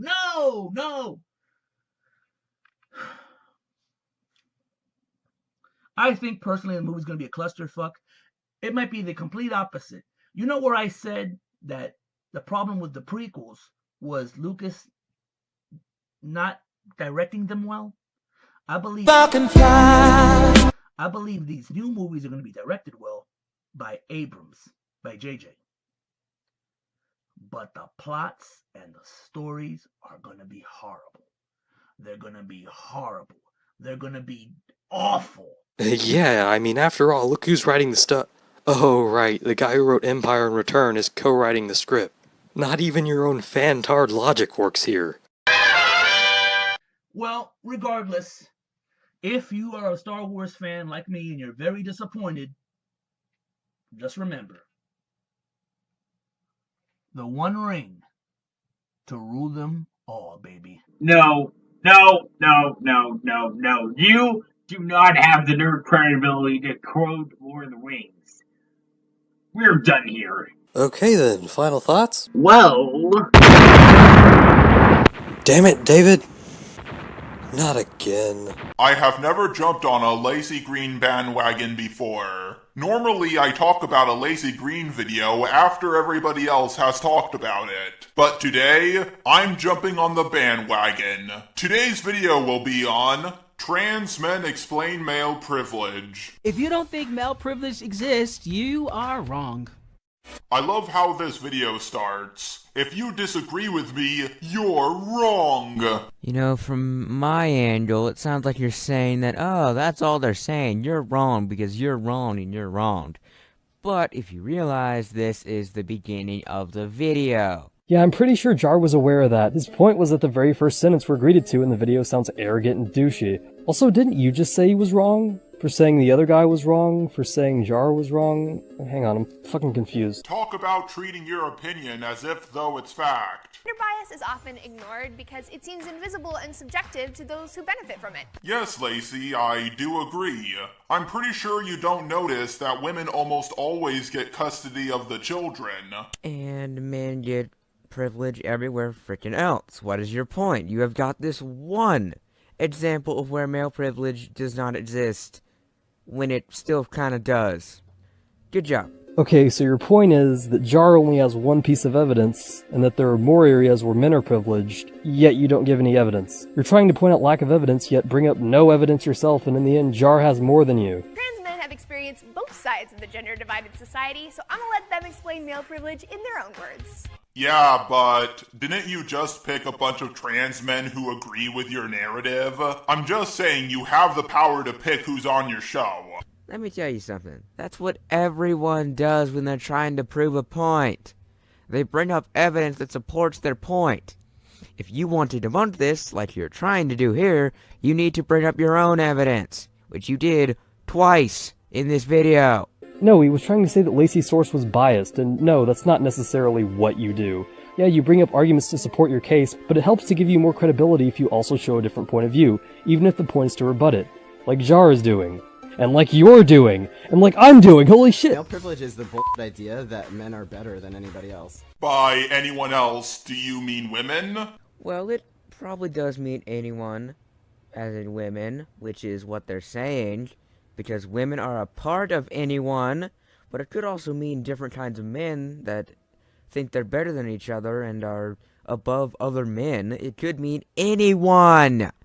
Second, how is that a privilege? Plenty of women also think that they're the superior gender. Yeah, and that's kinda also not what they were going for when they were talking about that. You sure about that? Just to recap, this is what Jar said. Plenty of women also think that they're the superior gender. And this is what the other guy said. Privilege is the bullshit idea that men are better than anybody else. Yeah, what was that? Considering you accused Jar of not paying attention to the video multiple times later on, you're kinda one to talk. Male privilege is the ability to move about the world in the way that you want to. There is no law in America that says women can't do the same. By the way, remember what he says here, because we're gonna come back to it. Oh, good. More people who think that just because they say it's relevant later, they have to talk about it later, and some reason mention it now. People do it because in some cases it creates more impact to be elaborated later on when it's actually relevant, and can work a bit better structure-wise depending on the video. I didn't bother with it myself, but either way I don't see why it's a big deal. It's the experience of being left alone and free to be yourself. I don't think you know what left alone means. Also, are you signed up for the draft? And have you sent that check to your ex-wife for child support? Also, we don't really do drafts anymore. Well, okay, sorta true. The draft technically still is a thing, we just haven't actually drafted anyone in decades. Though you never know, Hillary seems awfully scared that the Russians are gonna come out of her closet at night and grab her. There's your second mentioning of those two examples. Good job. But you see, those examples are in the minority. The majority are male privilege examples. So you see, it's still male privilege. Wait, what? Slow down. I got the first point, though it could have been more well articulated as I showed, but the majority are male privilege examples. This is so poorly worded, but the only thing I can fathom is that there are more examples of privilege being in favor of males compared to what Jar points out. Examples you once again never bring up. Beautiful. Privilege is also like the absence of experience. As a man, I have the privilege of getting on New York City subway train at 1 in the morning and don't have to worry about a man wagging his dick at me. Has that really happened to you? And survey says it's an example, dumbass. Sorry, John, his actual point was most likely that the example was ridiculous either way. We're going to have to replace you with a black guy, and Jar will probably make an angry commentary about it. And if it did, what do you want? Do you want it to be against the law? Well, guess what? It already is. Even though his point was that it's more likely to happen to a woman regardless if it's illegal, whether you agree with it or not. These types of arguments are usually more social than legislative anyway. Just because someone doesn't like something doesn't mean their argument entails something being made illegal. They might just want it to stop in the first place because, fun fact, making something illegal doesn't automatically stop it. By this logic, if you're angry over someone in your family being murdered, or to be more relevant, your town being ravaged by thugs and gangs, or to hit closer to your mechanical anti-SJW heart, terrorism, you're just being silly because after all, it's already illegal. What else could you possibly want? I hope you'll get a less mind-numbingly simple view of societal issues sometime soon, Jar. Also, you could have addressed this admittedly silly argument correctly by, say, asking for the dick-swinging statistics on subways, or something. Just a thought. Hanging out with a bunch of friends who happen to be women. They had expressed being a little worried about walking home in the dark, and while I was walking, I realized that I had no worry in the world about being talked to, or stared at, or followed, or assaulted. Oh, so you felt more safe. Well, guess what? Men can be assaulted too. In fact, men are more likely to get assaulted. Also, if you're walking around like this, you're going to get the shit beaten out of you. Okay, part 1. You realize that those statistics are from 2003. 13 years ago. And from my look, it looks like they're declining. I know that's still men are higher, but you don't know. They got closer after a little bit, and they might have actually crossed. And second, yeah, perpetuate the stereotype that you look like a dumbass on the streets and get your ass kicked. Good idea. Wait a minute. So you admit that currently it's still higher for men, but then dismiss it because they look like they crossed for a little bit? Like, shit, I give you credit for pointing out his citation is outdated, but still, the later half of your point was such a goddamn mess. What you could have said is this. This is from 2003. Yes, I know that currently men are still assaulted more, but get a more up-to-date citation so you don't confuse people, or something like that. The last part of your point was not needed at all. Post-transition life, oh my god, walking down the street is so glorious, I can actually think. I love how sexist that sounded. Okay, now I'm seriously doubting that you actually watched this video. I'm thinking you watched it and said, hey, these things can be twisted in a way that makes me sound smart and them sound stupid, and then you just made a video around it. Which is, as I'll be told, not the way to make a video.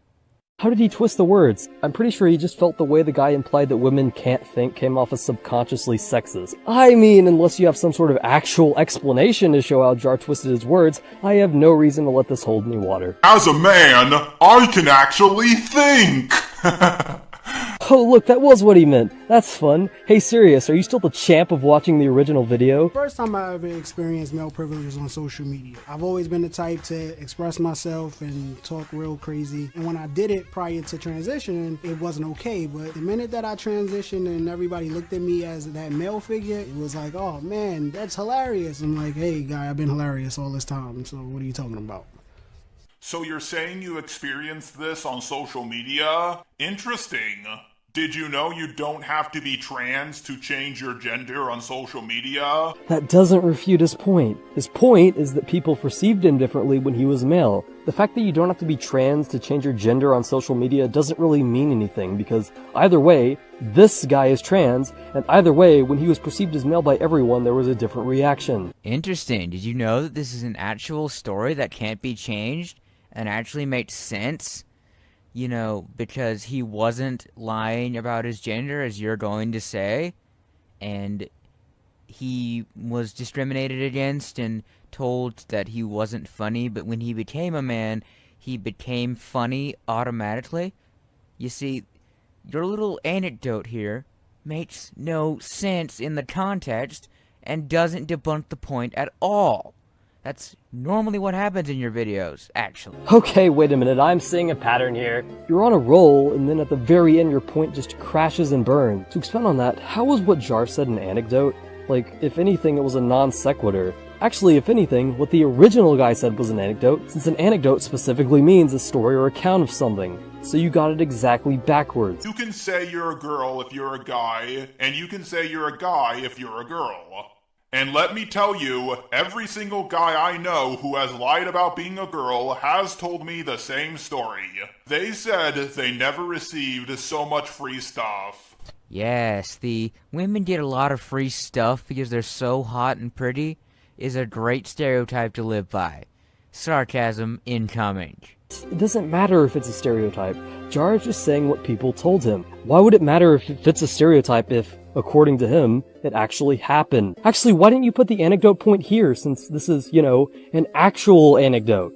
Please stop digging yourself into a hole, Sirius. Unexpected aspect of male privilege for me was being taken way more seriously than I was before, and it's funny because I have all the same ideas, still thinking about the same things, and yet sometimes I would literally just be talked over or laughed at. Now people will often quiet down. I know I have said this a lot throughout the video, but it's still relevant. Do you have any proof of this? I don't know, Jar. Do you have any proof of your anecdote, which wasn't even from you, but from secondhand information? You know, your evidence is only a little bit on a higher tier because you show images from sites.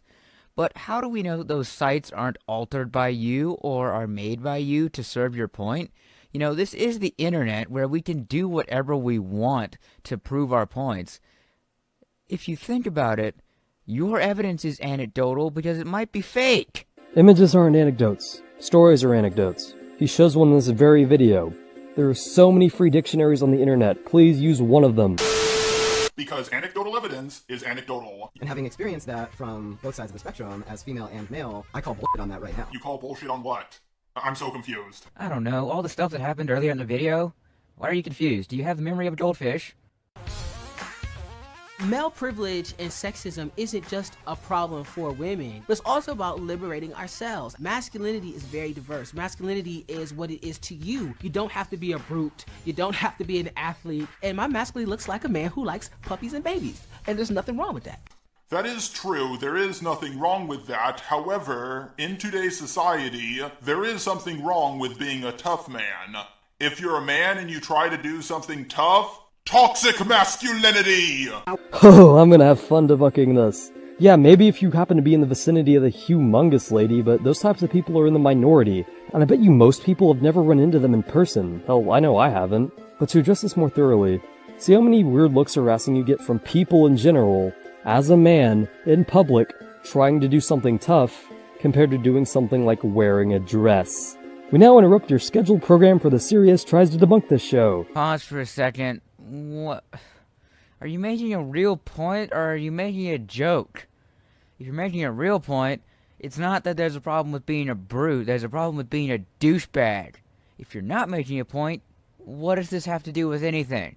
Are you disproving them? What are you doing? I have no idea. But he never implied he was talking about being a douchebag. He just said trying to do something tough, which, yeah, I'll give you, it's broad, but don't address broad claims with specific fucking accusations. I was in the club this night, and my brothers are around. I think it might have been Single Ladies. Something came on, and I'm like, oh, the Single Ladies, oh, the Single. And they go, you're a man now. Men don't wild out to Beyonce like that. And I said, but it's music. How is that a privilege in any way?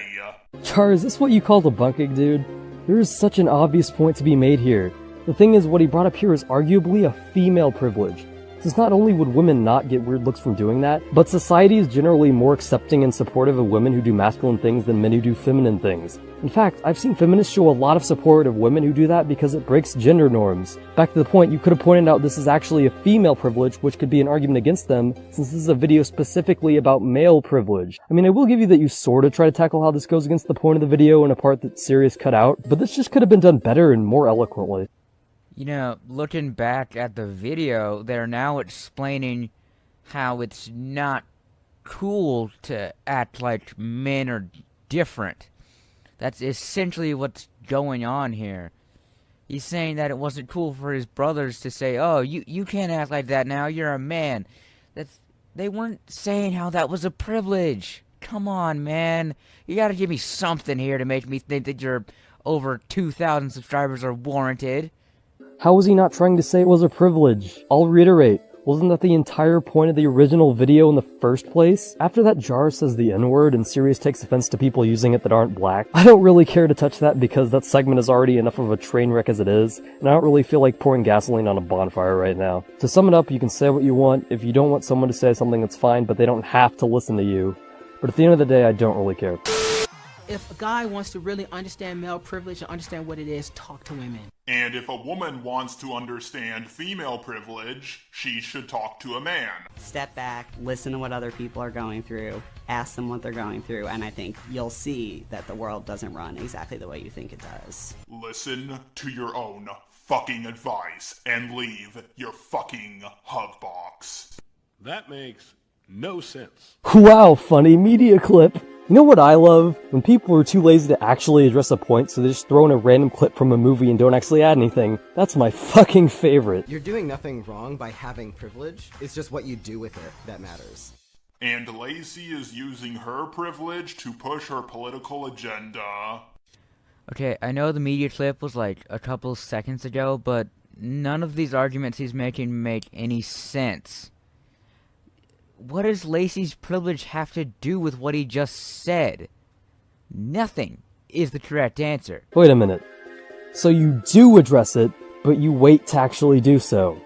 Yeah, this is an awful way to interject because it leaves the viewer completely confused, especially when you could have just put the media clip in front of when you actually address the point, which would have flown way more naturally and not stick out like a sore thumb. What's going on, everyone? Dorkscythe here. Edgy! What? Edgy! Your avatar's too edgy, Dorkscythe! Okay, I am sorry guys, this is clearly a complete misrepresentation. I never remember Boonslayer being this slim. Mortal Kombat Conquest sucked. It did though. I mean, I'm not really sure what Mortal Kombat conquest mode has to do with... Well, I mean, for one thing, you're about to pretend to kill a bunch of people. Fetish, because if you do, I'm going to report you for cyberbullying and disable comments. Besides, it's just gonna be a generic CC rant, so fuck you. My god, can you just let me explain myself? A troubled Jewish farm boy pestered by SS officers. 1942, colorized. Oh my god! Alright, that's it.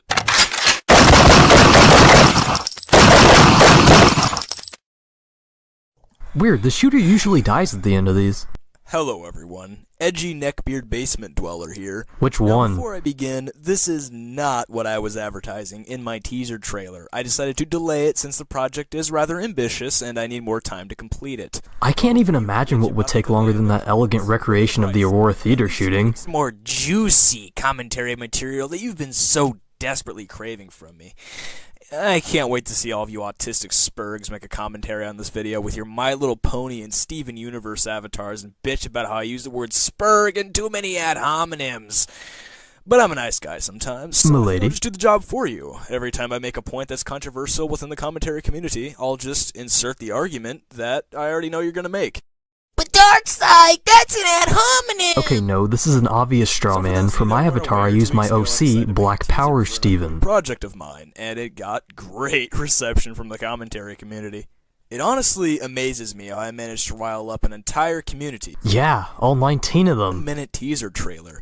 I suppose the title gave every CC cuck a big fat boner because they're always looking for commentary material. It's more that I really enjoy comedy, and laughing at things. It would be appropriate to respond to some of the CC's constructive criticisms of the trailer, as well as the project it advertised. So a recurring theme of their arguments is that they are assuming that the project is a generic rant on the commentary community as a whole.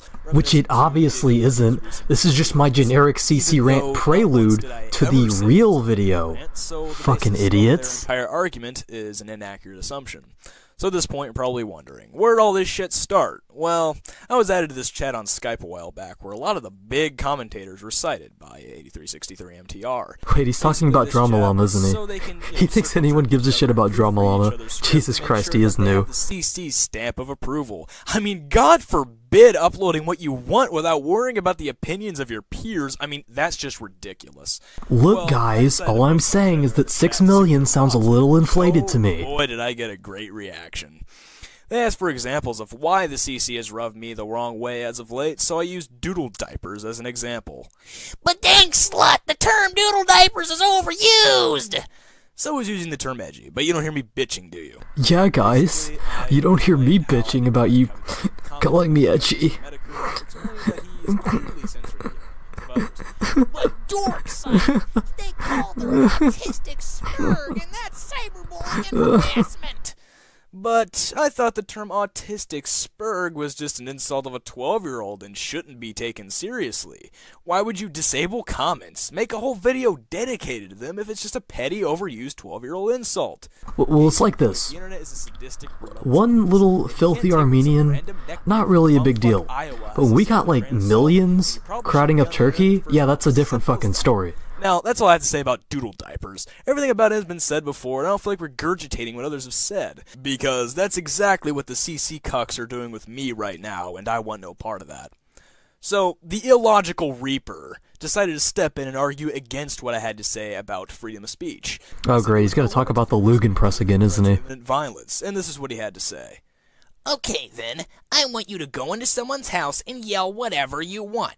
Okay guys, I'm sorry, but this is like a stunningly accurate impersonation of the illogical. Like, I'm not even joking anymore. Then I told him that argument clearly doesn't apply since we're talking about strictly the internet and nothing else, and he says technically commenting on videos is the same as gathering on private property.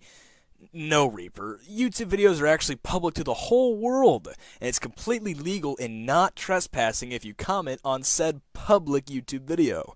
The fact that you can even make such an assertion is just mind-boggling. But it gets even better. And even if you want to say that it's censorship to block someone on your videos / Twitter, Tell me, is it okay if I go into your house and repeatedly piss on your furniture? Well, obviously, if he's into that sort of thing. Breaking and entering, that would be disorderly conduct and destruction of property. Pissing on someone's couch has nothing to do with speech because you're not even using your mouth, you're using your dick. Well, then answer me this. How did Donald Trump get elected? Not freedom to unzip your pants and wave your dick around as you please. I can't just whip my dick out at Starbucks and start jerking it into a woman's face until I squirt. This is a really elaborate fanfiction. Speech involved. But I'll give him the benefit of the doubt. Maybe he was just drunk.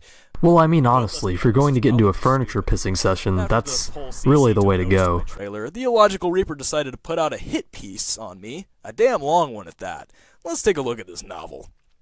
So, as many of you guys know, there's this one guy called Dorkscythe, who's so edgy, Nero's Q is laughing at him, who's planning to make a rant, I guess, on the CC.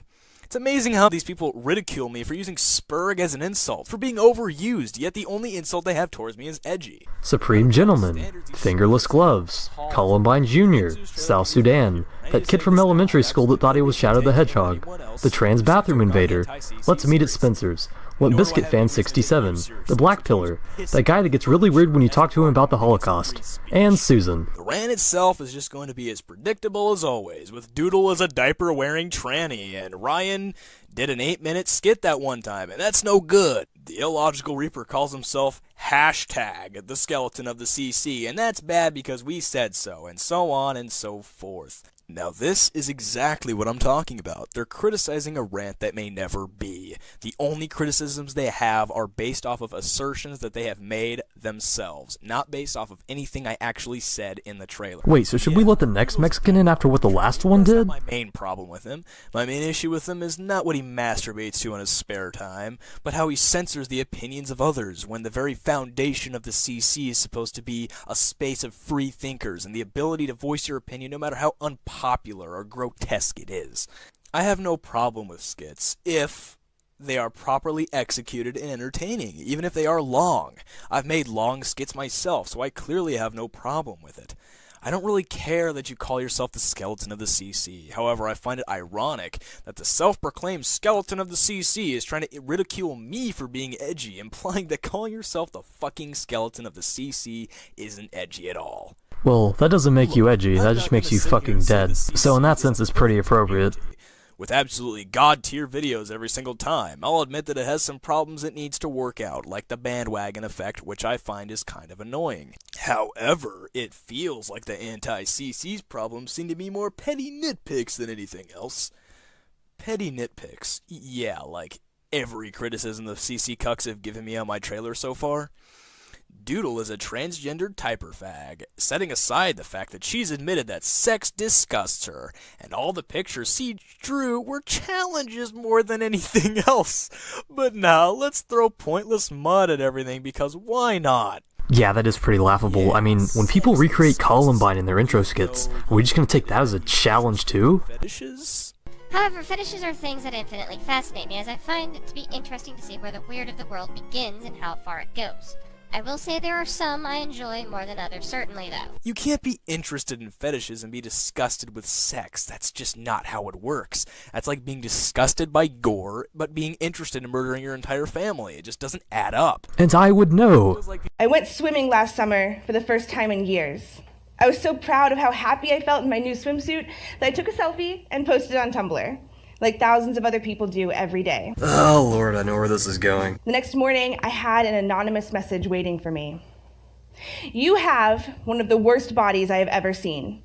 You're just a giant mushy blob. As someone who swims 6 days a week, seeing people like you in the pool puts me off food and makes me swim twice as much.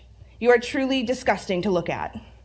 For the love of God, stop stuffing your face. And before you blame a medical condition of some sort, you don't get that huge without seriously overeating, so don't kid yourself. Well, I mean, they're right there, and it seems like you agree with them since you don't even really debunk that last part. My response was something along the lines of, LOL, and yeah, I do eat a lot. Food is delicious. If you don't want it, I'll take it. I've worked hard to learn how to defend against these messages. So apparently the solution is to make fun of yourself and agree with them. Okay. The hate will keep coming, and I have to be ready to deflect and fight back, not just because I risk being overtaken by the hater hordes, but because I'm supposed to be an inspiration. What? Maybe not to the masses, but to a few. Those few who have commented, emailed, messaged, told me that I inspired them to love their bodies, they're important to me.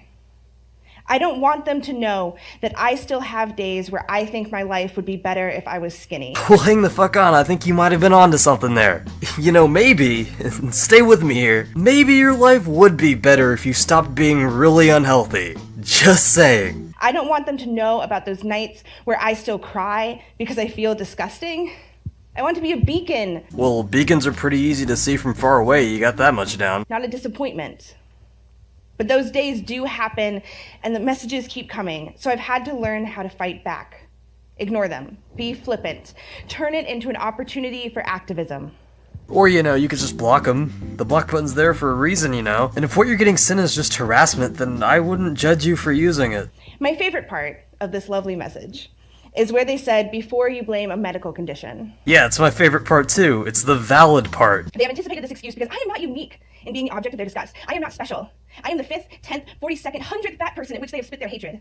Fat people who, let me remind you, have done nothing more than post pictures of themselves in all their fat glory and said, hey, I look good. And don't you dare think this anonymous piece of shit is unique.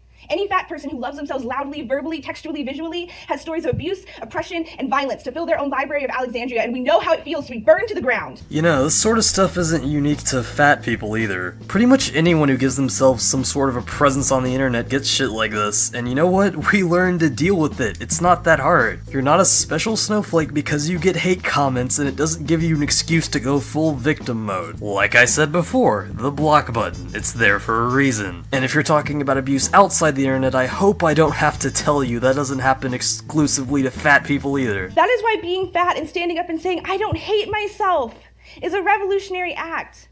Being fat and wearing bright colors and tight clothes and horizontal stripes is a revolutionary act. Oh my god, no, you're not a fucking revolutionary, you're just someone who's really proud of being the size of a hippo for some reason. Getting big, colorful tattoos of fat mermaids on our fat thighs is a revolutionary act.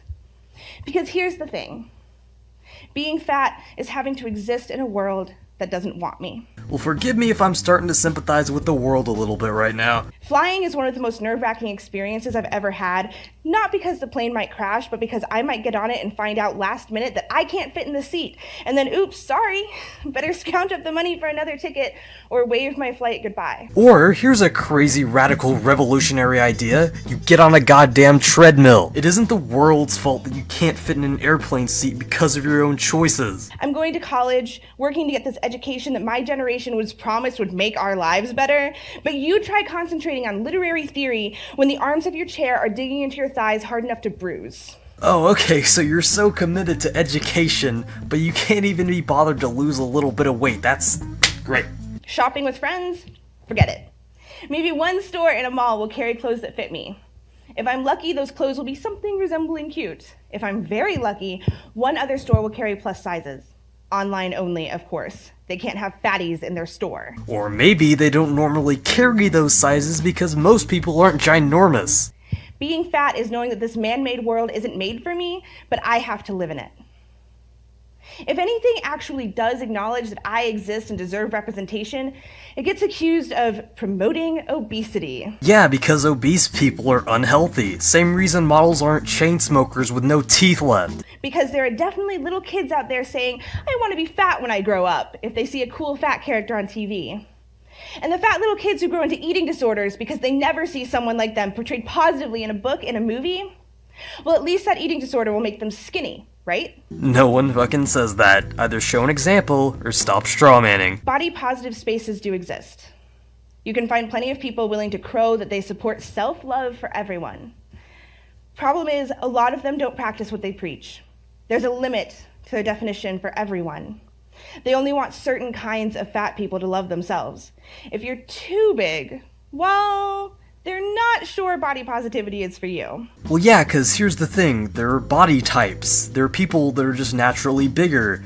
but morbidly obese isn't a fucking body type. A fat woman with big breasts and a flat stomach and smooth curves in all the right places is celebrated, while a fat woman with a flat chest and a big stomach and lumps and rolls is called disgusting. Yeah, cause one of those is generally considered healthy, the other isn't. Big fucking shocker. Also, it makes biological sense since women with bigger breasts and asses are generally better at childbearing. So yeah, not even nature is on your side. If you don't fit into their narrow scope of good fatness, they think it would be better for you to hate your body. Because we've been taught that hatred is the first step to changing ourselves. Choose a spot you hate. Call it a problem area. Conceal it, reshape it, squish your organs together, and wear black in the hopes that the fat will become void. Or, you know, just lose some weight. If you hate it, you will find the motivation to change it. Pretend that once you are fixed, you will be able to escape the hatred you've grown and tended in your soul like a dark garden. Pretend that once your problem area is gone, the hate will melt into love instead of continuing to spread and take root. Alright, I officially have no idea what the fuck you're saying anymore. This is just poetic bullshit. Whenever I get a crush on a guy, because we do have hearts beneath all this fat, it doesn't matter how well we get along, it doesn't matter if I think he's flirting with me.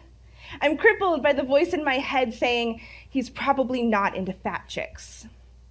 Of course, a lot of guys are into fat chicks. Whoops, looks like someone just debunked their own point. Might want to get that foot checked out. That's a pretty nasty bullet wound. It's a fine line between someone who has the revolutionary thought that I'm attractive and being flat out fetishized. Oh great, this argument. What is with this, oh, we're being fetishized bullshit? Can't you just be glad that someone's attracted to you? God. But there are some good ones out there. I get dates. But on the first date, I almost always order a salad when I want a steak and water when I want Dr. Pepper, as if that will make him think I'm one of the good fatties. You know, one of the ones who's going to lose all of that unsightly weight. And oh, the praise a fatty will get for eating a salad. Yeah, how dare they look up to people who are trying to make their lives better. Those goddamn savages. It doesn't matter that it's impossible to look at a person and know their health or know what they eat on a regular basis. A stranger will still interrupt the lunch of your average salad-eating fat person to say, "Good for you." I guess they're just proud of me because I'm not stuffing my face as certain anonymous douchebags are convinced that I do all the time. Like when they see someone with liver failure and can't even walk straight and they dare to assume maybe he drinks too much. When I used to do that salad and gym thing, I wasn't really doing it for myself. It didn't make me happy. It didn't magically make me feel beautiful and worthy of existence. I convinced myself that I wanted to lose weight to be healthy, but of course that wasn't the case. Well hey, if you don't want to live longer and fit in an airplane seat, then that's your business. Just don't complain about it in the end, even though I know you will. So, this is a thing I've had for quite some time. I've had the script written and looked at by 10 people now for a little over a month. That's personally longer than I like spending on things. Okay, honestly, this is all I need to explain all the problems I have with this video. Starting with problem number 1. Namely, the fucking black borders, Jesus Christ. Like, okay, I get that it's not the end of the fucking world, but why is this still an issue with YouTube videos in fucking 2016? Why is this black border here? Like, did you go out of your way to make this a thing? Like, did you not render it in the right resolution, like 720 or something? Did you render it in some weird-ass resolution? Cause, like, pretty much every fucking editor under the sun, including Movie Maker, support shit like 720 and 1080p. There's really no excuse for your video to not be full screen. And yeah, it doesn't make it unwatchable, but honestly, look me in the eye and tell me this doesn't make my video look worse. And the fix for this is so goddamn easy. Just look. There, done, fixed, it's good now. What the fuck? It's so easy. Not only that, but I noticed that you finally got a background for your videos, but the background has fucking black borders too. So that basically just defeats the whole point of having a background. You know, so there isn't all this ugly black shit in